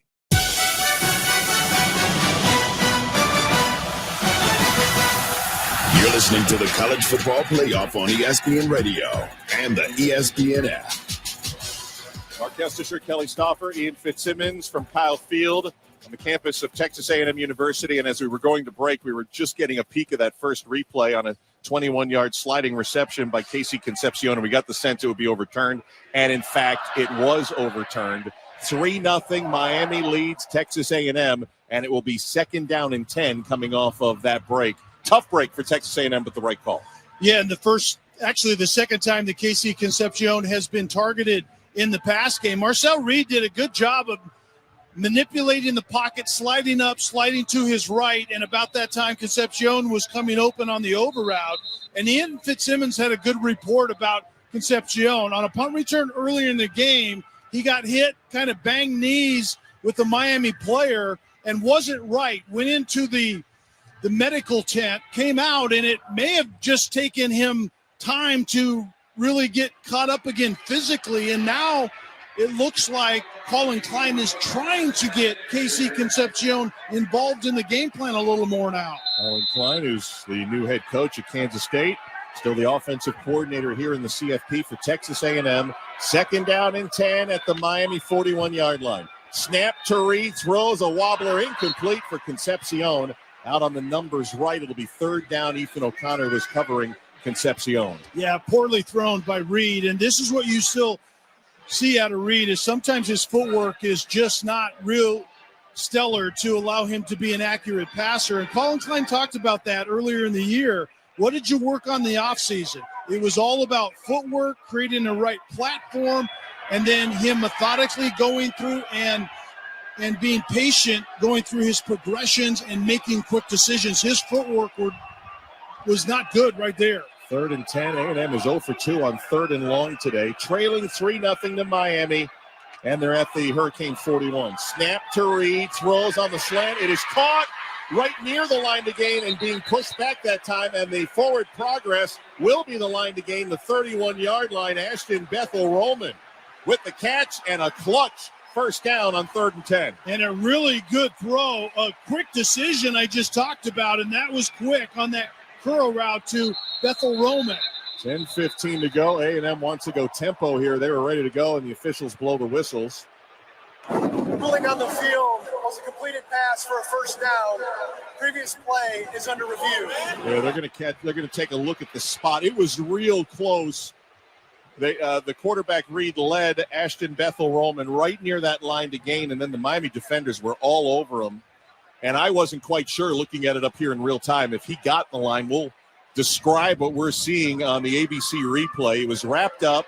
It's not a down the line look, but the first look, you could hear the crowd who have the maroon glasses that they're looking through saying they think it's a first down. Hard to tell on that first look. It's not truly down the line. Yeah, and just to make sure people understand, they're not questioning the catch. They're questioning whether the catch resulted into Ashton Bethel-Roman getting that line to gain. And quite frankly, I thought he did by a good foot and a half. And that's right on our line, right? Yeah, the line exactly. to gain is exactly where we're looking at. We're looking right down that. I thought he had it real time. I thought he had it in the replay we just looked at. But obviously, all of this is important because yards, let alone points, obviously have been hard to come by here this afternoon.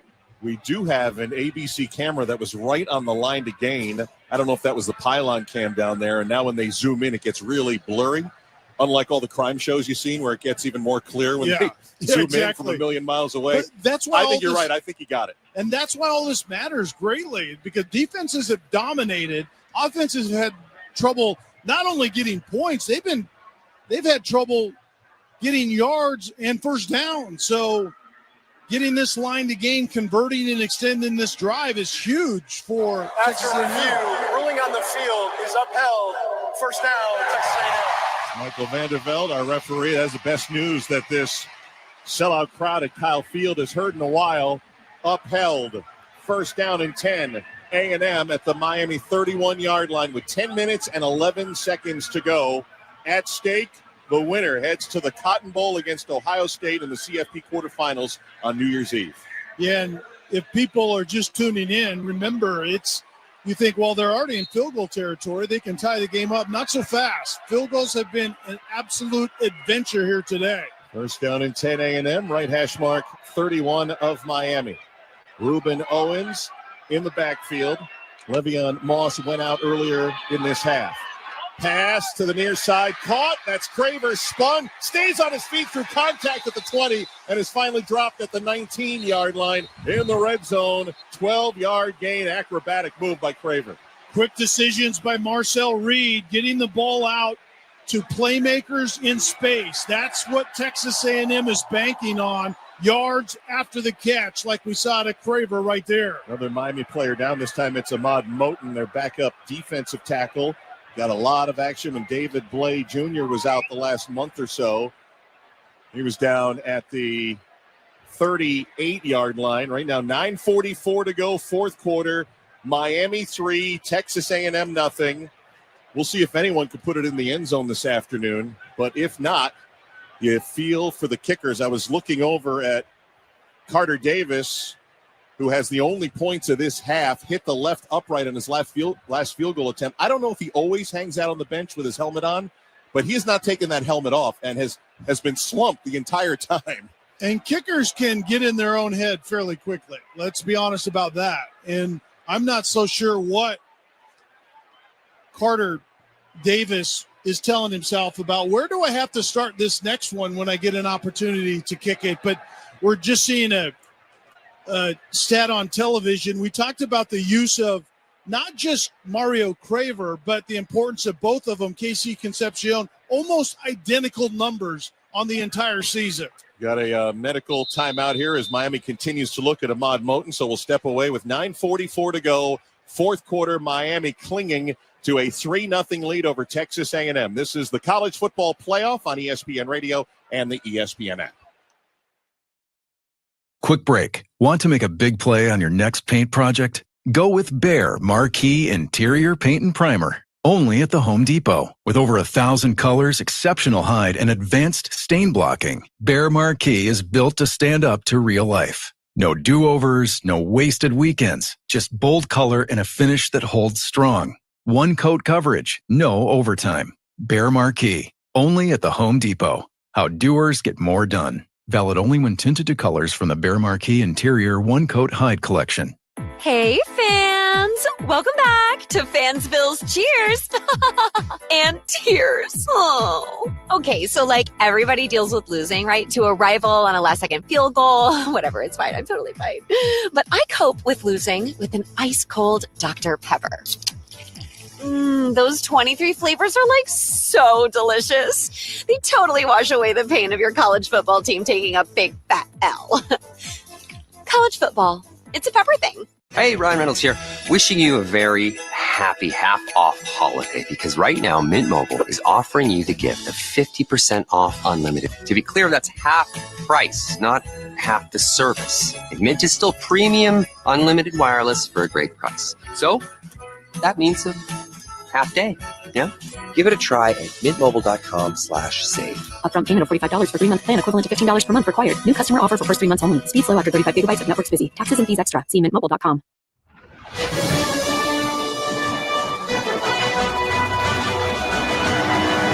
This is the College Football Playoff on ESPN Radio and the ESPN app. Welcome back to Powell Field, College Station, Texas. That entire injury timeout, Ahmad Moten Sr., defensive tackle for the Hurricanes, was on the ground. He is now up, walking slowly, not even going to the Miami sideline, headed toward the tunnel and back toward the locker room. 3-0 Miami leads Texas A&M, 9:44 to go. At stake, a trip to the Cotton Bowl against Ohio State in the quarterfinals. Mark Kestisher, Kelly Stauffer, Ian Fitzsimmons with you. And before A&M comes back out, let's pause 10 seconds for station ID. You're listening to the College Football Playoff on ESPN Radio and the ESPN app.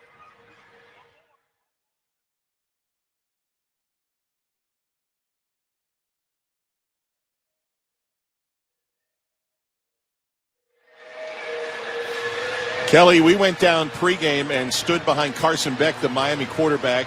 You played the game, college level, your first-round pick, played at the NFL level. You could tell that wind was a factor right from the start and remains a factor. Yeah, on television, toward the Texas A&M bench, the wind is blowing directly across the field that way, and the ball moves greatly when you're trying to throw it or kick it. It's blown that direction. First down and 10 from the 19. Reed is taken down by Mesidor, Akeem Mesidor, a 3-yard loss. Another Miami sack, their 5th of the afternoon. And Mesidor did a really nice job of closing on the quarterback. Initially, Mesidor takes an upfield rush. He beats the tackle to that side, comes underneath about the time Marcel Reed is trying to step up and escape the pocket the other direction, and he catches him from the backside. Mesidor, part of his second sack, 1.5 on the afternoon. Crossing 9 minutes to go in the game, second down and 13 A&M. At the Miami 22-yard line. ABR motions to the right. There's the snap to Reed. Hands it off to Smith, who goes up the middle. Initially got a good burst of 2 or 3 yards and is tackled back near the 17-yard line by Chase Smith. We'll give him 5, and now it's third down for A&M with 8:40 to go. Yeah, and this uncomfortable down and distance against Miami defensively. So situational decision-making. You know that field goals are not that easy. Kicking this direction, as we've already seen multiple times. So what do you allow Marcel Reed to do right here in the throw game when you're behind the sticks at 3rd and 8? Third down and 8 with 8:15 to go. They fake the jet sweep. Reed looks, throws a middle check down, bobbled and incomplete. Borkacher, the tight end, was a check down about 5 yards downfield. Couldn't hang on. It's 4th down, and guess what? Here comes the field goal unit. So Ian Fitzsimmons, what is that win like right now? Well, imagine you're in a Ferrari and you go from 0 to 60. That's what the wind is like. At times it's 0, and at times it has you're hitting the throttle and you're at 60 miles an hour in 1.2 seconds. Right now, it is stagnant. But as we've seen, from snap to kick, it can gust, and here it comes. Randy Bond, 35 yards away between the hash marks. His first field goal attempt of the day. Placement down, kick is up, and he drills it right through the pipes. Randy Bond on a 35-yard field goal, and we are tied with 8:03 to go in the fourth quarter. Texas A&M and Miami all square at 3. This is the College Football Playoff on ESPN Radio and the ESPN app.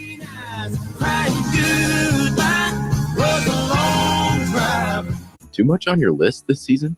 Get 50% off your first 6 months of payroll at gusto.com/small business. Gusto saves you 2 days every month on payroll, taxes, and compliance. So you can go from making payroll to making gingerbread houses, checking your books to decking the halls, spreadsheets to snow angels. Switch before the end of the year and there's no need to transfer payroll history. Now that's a reason to be merry. Choose a future with Gusto and get more time for what matters. For a limited time, get 50% off your first 6 months at gusto.com/smallbusiness. You didn't start a business just to keep the lights on. You're here to sell more today than yesterday. You're here to win. Lucky for you, Shopify built the best converting checkout on the planet. Like the just one tapping, ridiculously fast acting, sky-high sales stacking, champion of checkouts. That's the good stuff right there. So if your business is in it to win it, win with Shopify. Start your free trial today at shopify.com/win. I like things my way. My coffee, my schedule, and my treatment. So I talked to my doctor about self-injecting with the VivGuard Hytrulo prefilled syringe, which contains Efgartigimod alpha and hyaluronidase QVFC. It's injected under your skin, subcutaneously. It means I can inject in my space, on my time. It's my treatment, my way. Visit VivGuardMyWay.com. That's VYVGART myway.com. And talk to your doctor about VivGuard Hytrulo. Brought to you by argenx.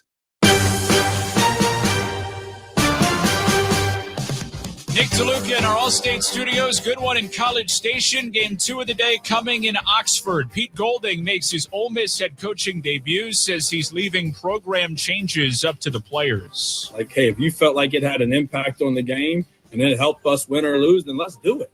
You know, if it's something that you felt like didn't have an impact on the game and doesn't affect winning or losing and you don't like it, let's not do it.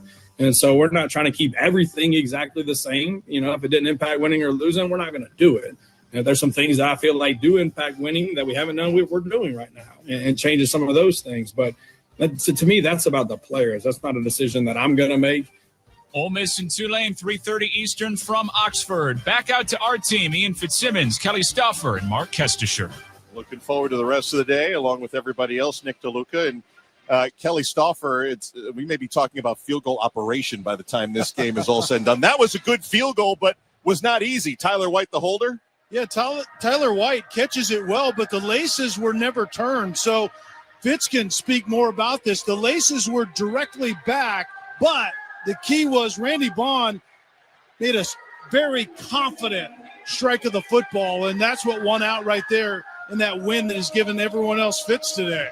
If anybody's ever seen the movie Ace Ventura, you know what it means to have the laces in, not the laces out. So that's number one. Number two, you're right, Kelly. It was a very confident strike.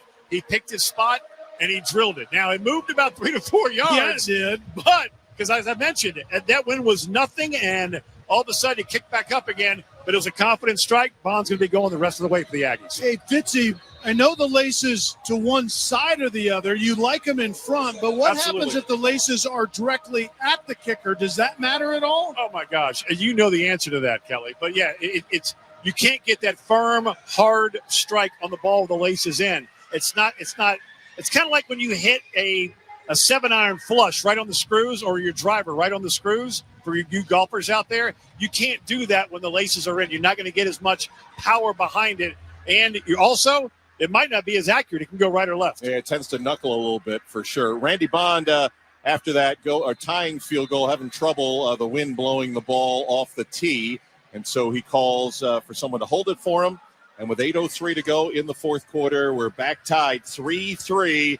Bond of A&M getting set to kick it to Keelan Marion. Kick is away. It is deep. It hangs up a little bit in the wind, and it is fair caught by Marion at the 2-yard line. That will advance it out to the 25-yard line with 8:03 to go, coming down to the nub here in this first of 3 first-round CFP games. Of course, Alabama, the comeback win at Oklahoma last night. We know Alabama and Indiana, unbeaten and number 1 ranked, will face off now in the Rose Bowl on New Year's Day.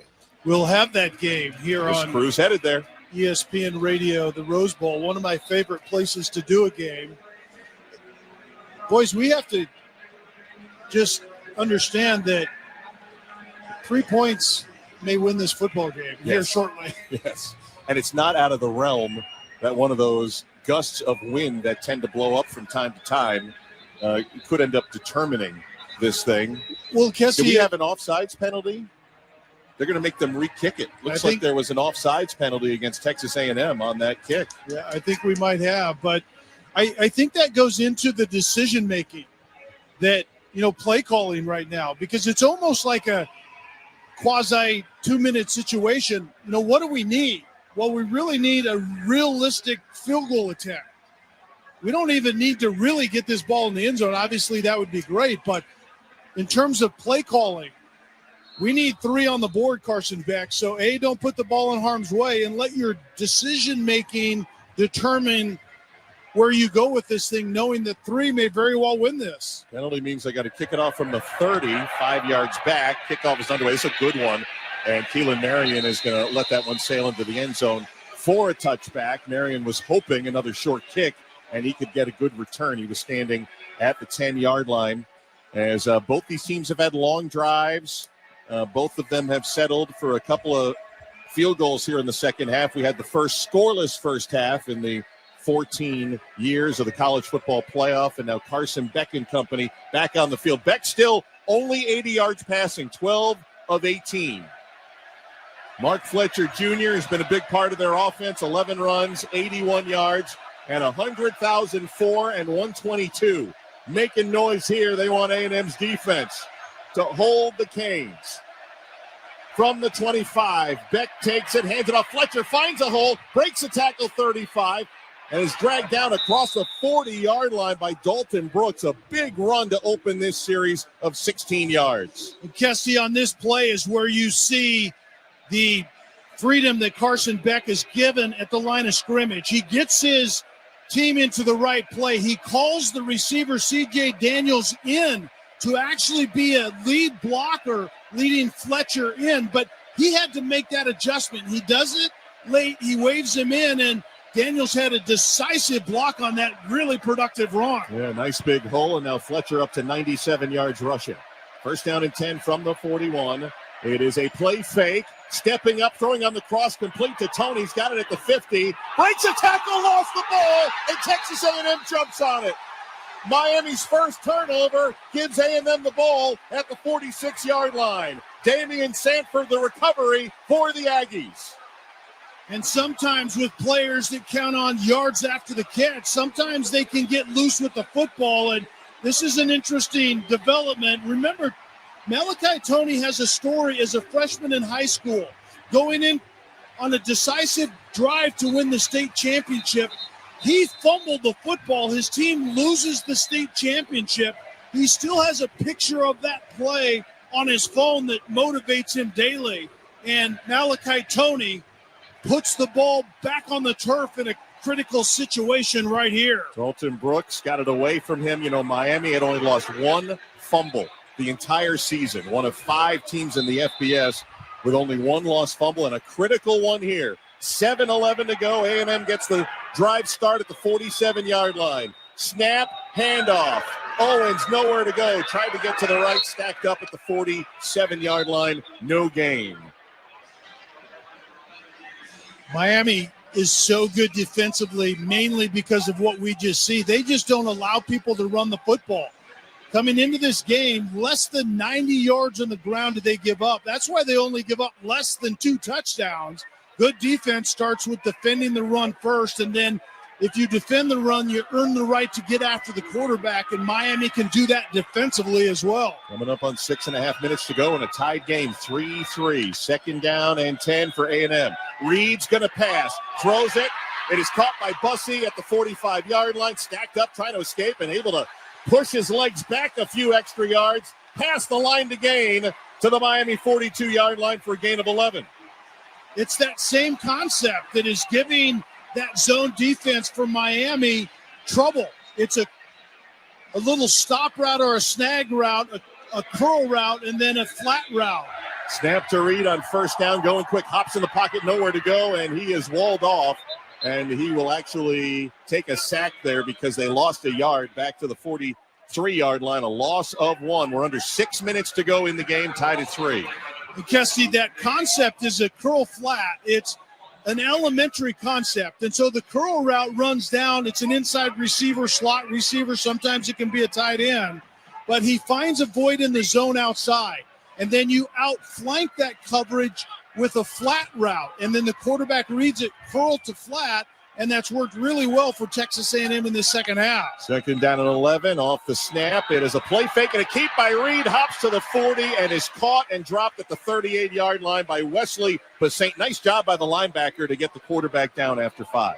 Looked like there was room for Marcel Reed that time. It's that dual threat ability, that +1 run game, which simply means you're adding the quarterback as a viable runner of the football. You have the fly sweep motion as option number 1. You have Marcel Reed keeping it as option number 2, and it's based on the decision that the quarterback sees. Under 5 minutes to go in a 3-3 game. Third down and 6 for A&M. They're at the 38-yard line of Miami. 3 receivers right. Snap to Reed. Pockets clean for the moment. Flags out. He's caught from behind and dropped at the 41-yard line by Reuben Bain Jr., but a penalty marker is down. Referee threw it right behind the quarterback, Michael Vandervelde, our referee. Loss of 3, 4:38 to go. I think it's going to be illegal hands to the face by Texas A&M's offensive line. What's going to be interesting is you want to decline this and potentially have Texas A&M go for it right here. Do you want to take the penalty and force them in third and really long? Personal foul, hands to the face. Number 60, offense. Penalties decline. 4th down. Everything you said was exactly what Miami does. Trey Zune, the third, the left tackle, with the penalty. And so now it'll be 4th down and about 9 here on the declining of the penalty and taking the -3 on the sack. And they're going to go for it. 4:38 to go. 4th and 9, A&M at the Miami 41-yard line. Reed waiting in the gun. 2 receivers to the right, 1 to the left. Now Reed looks over to the far right side to the A&M bench, and I'm not sure they're going to snap it here. 4:20 to go, 5 on the play clock. Reed now turns his way toward the center, and looks like they're going to get the timeout or take a delay here with 4:13 to go. It's certainly, I would think, take a delay. Play game. Offense. That penalty's decline. Still 4th down. You want to save those timeouts. Texas A&M has 2 left. Miami has all 3 of them left. But that was interesting decision-making right there. Ultimately, Texas A&M was not going to go for it on 4th down. But I would have been tempted potentially as Mario Cristobal to take that penalty and trust my defense to force them in a really difficult situation. And maybe 3rd and 11, right? Yeah, Marcel Reed might have been tempted to throw one in there where he shouldn't. Tyler White is going to punt it away, standing on the 45-yard line. Malachi Toney has his heels on the 5. No pressure. Directional punt. It will bounce at the 8. And Toney's going to cover it. He's going to run out to the 10-yard line right side and hit hard inside the 15-yard line. Malachi Toney decided to field it, was able to get about 8 yards, and then he was run down in a hurry by Nana Boadi Owusu. Came out of nowhere and was able to take down the excitable Toney. Malachi Toney might have been trying to make amends for that ball he put on the ground that last possession, but it's interesting that fumble as a freshman kind of charted the course for Malachi Toney, and ultimately he got banged up a little bit the next season or as a senior on his way to kind of redeem his team, and that's when he became the quarterback. The starting quarterback got hurt. Toney comes essentially out of the locker room having been hurt himself and was a quarterback that eventually led his team to the state championship.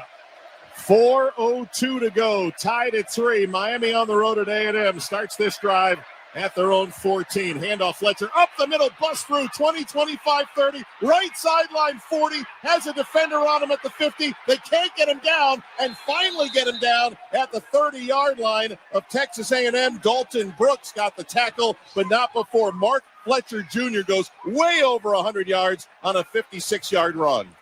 And that's something that Miami has been able to go to once in a while that Texas A&M hasn't consistently. Sometimes the stunting up front by Texas A&M defensively can take them out of their run fix. And that happened right there. The linebacker went to the left. He was blocked that direction, and Fletcher found a lot of running room right up the middle to the right. 3:20 to go, clock moving, 1st and 10. Canes at the A&M 30.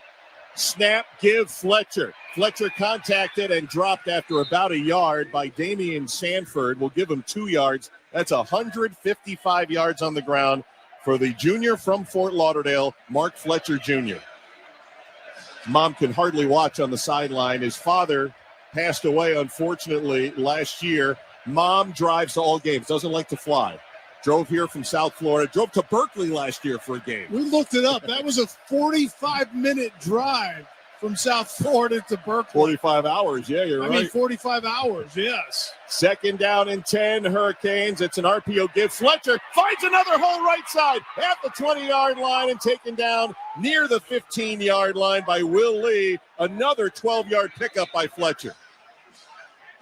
This offensive line was what Mario Cristobal wanted to hang his hat on early in the year when this offense had so many new moving parts. Let's trust the guys up front, and it's starting to show itself again right here on this drive. Well, teams are starting to huddle up because the clock is winding to the 2-minute timeout.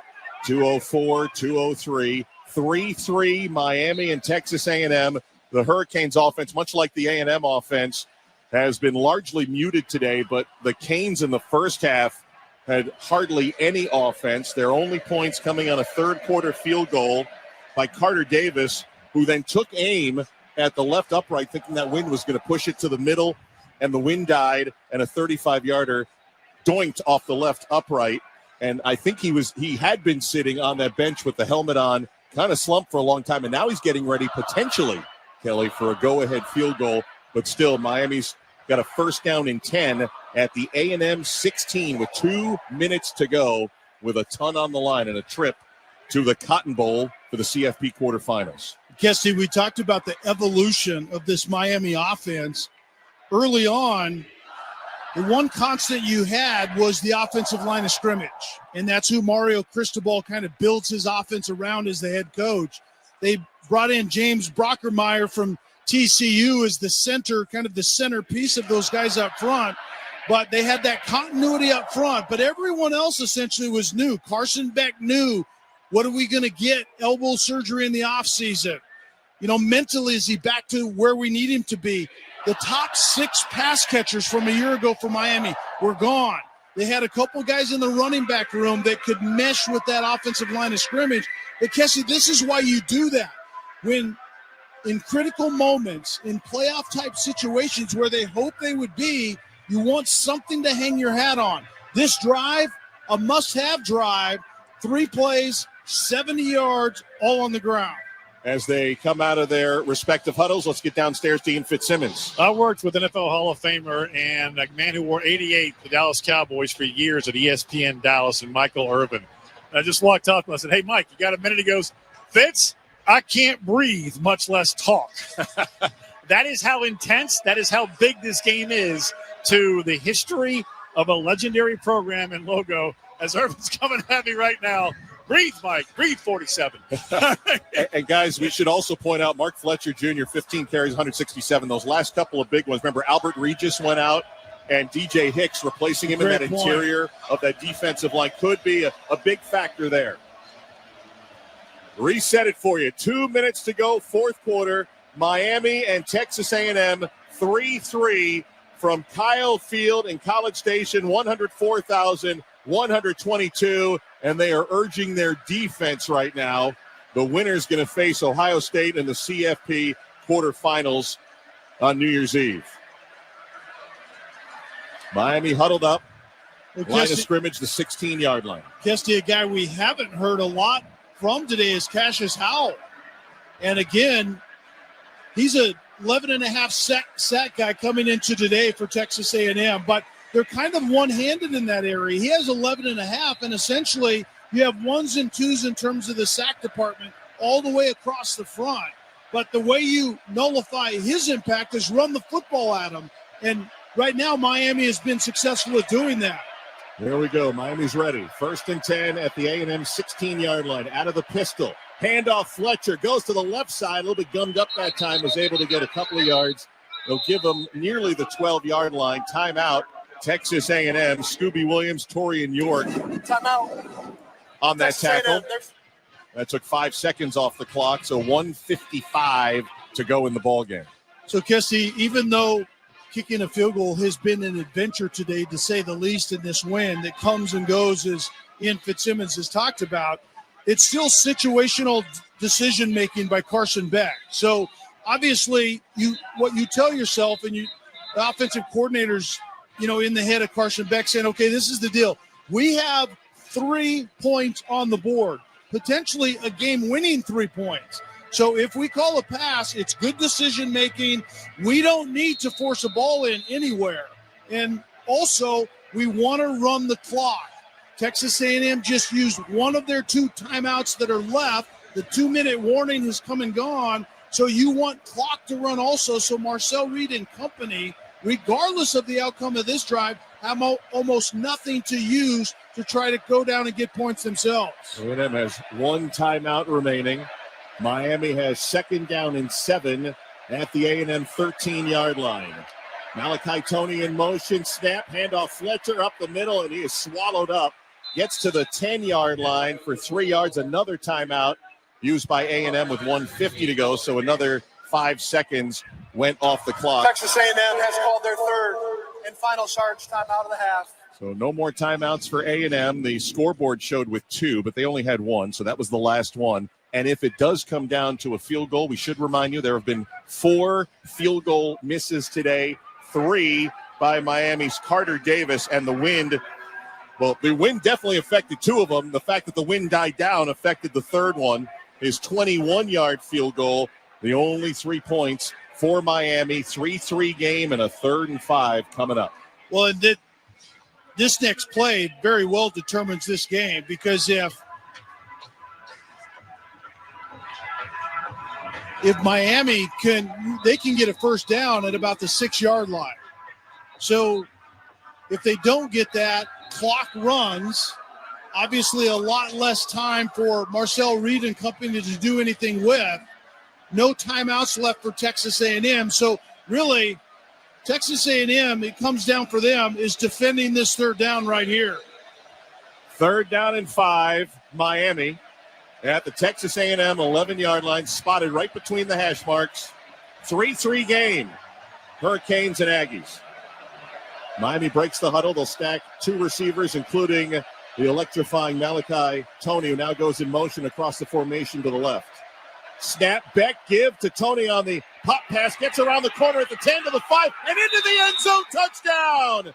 Malachi Toney on an 11-yard run, and the first touchdown of the game comes with 1:44 to go. Miami has the lead.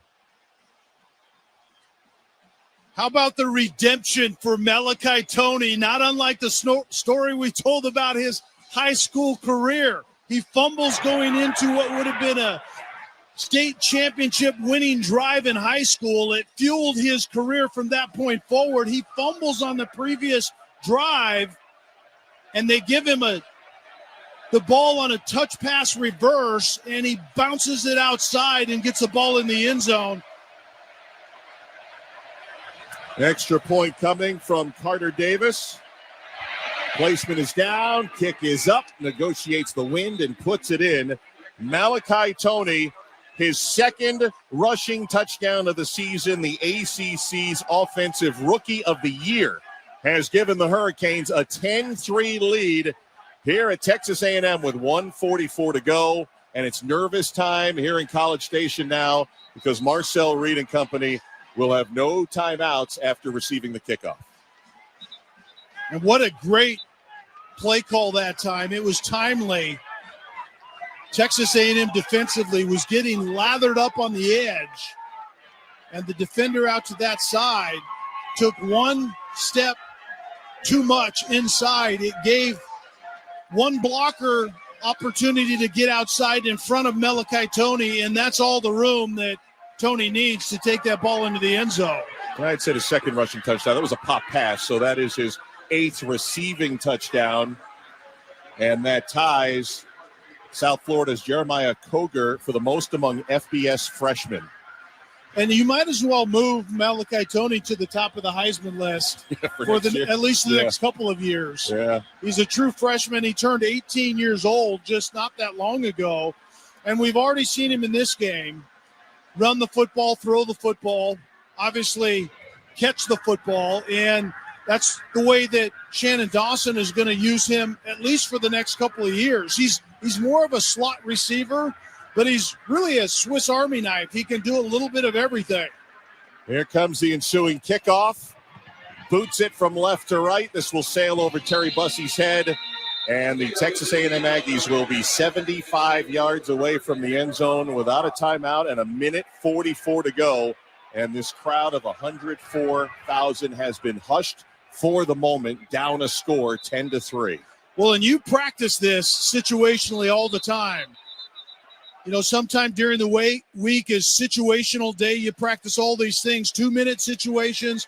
One of the 2-minute situations, this is 1:44, but it's when you don't have timeouts, the type of play calling, the type of decision making, use the sidelines. All of those things come into play right now. First down and 10 at the 25-yard line. Snap to Marcel Reed. 3-step drop. Has nothing. Evades one defender. Throws it in the flat to Smith. Made the catch. Nearly upended. Stayed on his feet momentarily and gets out of bounds near the 30-yard line. A 5-yard gain. Keontae Scott with the stop. Good use of the sideline. And this is where Marcel Reed has to make good decisions with his feet. You can't get into harm's way and get taken to the ground here. You have to find a way to get outside if no one is open and at least throw that football away. A sack would be incredibly costly right here. Second down and 5 for A&M. 2 receivers to the right. Tight end motions to the left. 2 receivers there. Snap to Reed. Throws right. Caught Concepcion. Turns right to the sideline and gets out of bounds and gets the first down out across the 37. And a late flag comes in from behind the quarterback. Largely that's in holding area, right? Being that late. Or could it be a late hit? I think it might be on the defense right here. Referee Michael Vandervelde talking with the center judge right now. 90 Personal seconds foul. to go. Roughing the passer, number 18, with helmet contact to the passer. 15 yards should be added to the end of the play, first down. No, you can't have that kind of penalty in this spot, protecting a 7-point lead. And Mario Cristobal is fit to be tied, no question. And there was a whole lot of acting going on right there by Marcel Reed. There was a little bit of contact inside as he threw the football, but I did not see roughing the passer on that play right there. But on wow, was that costly. Blunt. Yeah, backup defensive end. Costly penalty. Moves it all the way across midfield with 1:30 to go. Snap to Reed. Reed throws. Caught. Borkacher, tight end, 38-yard line. Turns and is able to get a couple extra yards as Poyser finally took him down. 1:23. Clock stops momentarily as they move the chains. Gain of 14. A&M's ready to go. They need a touchdown. Down 10-3. Clock restarts. Snap to Reed.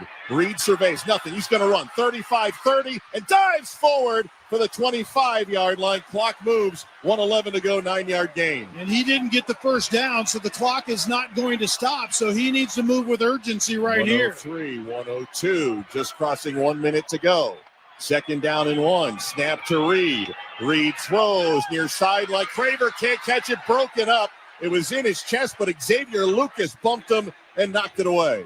Lucas played that perfectly. The deep out route to Craver, and Lucas doesn't even see the football until the very end, but he does the smart thing. Instead of playing the ball, he plays the pocket in which the ball is intended to come to, and he breaks it up just as Craver was fixing to catch that one. Third down and 1 from the 25 of Miami. Give to Smith. Busts up the middle, first down. Grabbed at the 20 and dropped at the 19-yard line. 6-yard gain. Again, they stop the clock momentarily to move the chains. 49 seconds to go. Line of scrimmage set at the 19. First down and 10, A&M. Clock restarted. Snap to Reed. Reed looking. Throws on the cross. Concepcion at the 10. Concepcion at the 5 and ridden out of bounds at the 4. 39 seconds to go. 15-yard gain. First and goal, Aggies. All of the things that needed to happen right there for Texas A&M did. They had a a pressure beater with a crossing route to Casey Concepcion that really hadn't been involved in the game plan much until late in the second half. But it was the crosser, accurate throw, gets out the back door and gets out of bounds. Without a timeout, first down and goal inside the 5-yard line. Reed in the gun. Smith motion, snap, Reed, nothing, rolls, throws back of the end zone, caught, did he get his feet down? No, incomplete. Mario Craver, the intended receiver, out of bounds, 33 seconds to go. What a finish here at this college football playoff first-round game. Miami scored the first touchdown of the game to take the lead 10-3, a huge penalty against Miami, aiding this drive. Second and goal near the 5-yard line with 33 seconds to go, down 10-3. Reed in the gun. Running back Owens off his left hip.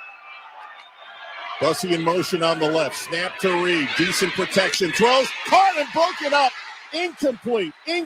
Tried to get it to Owens. He was at the goal line. Mo Toure knocked it out of his hands and broke it up.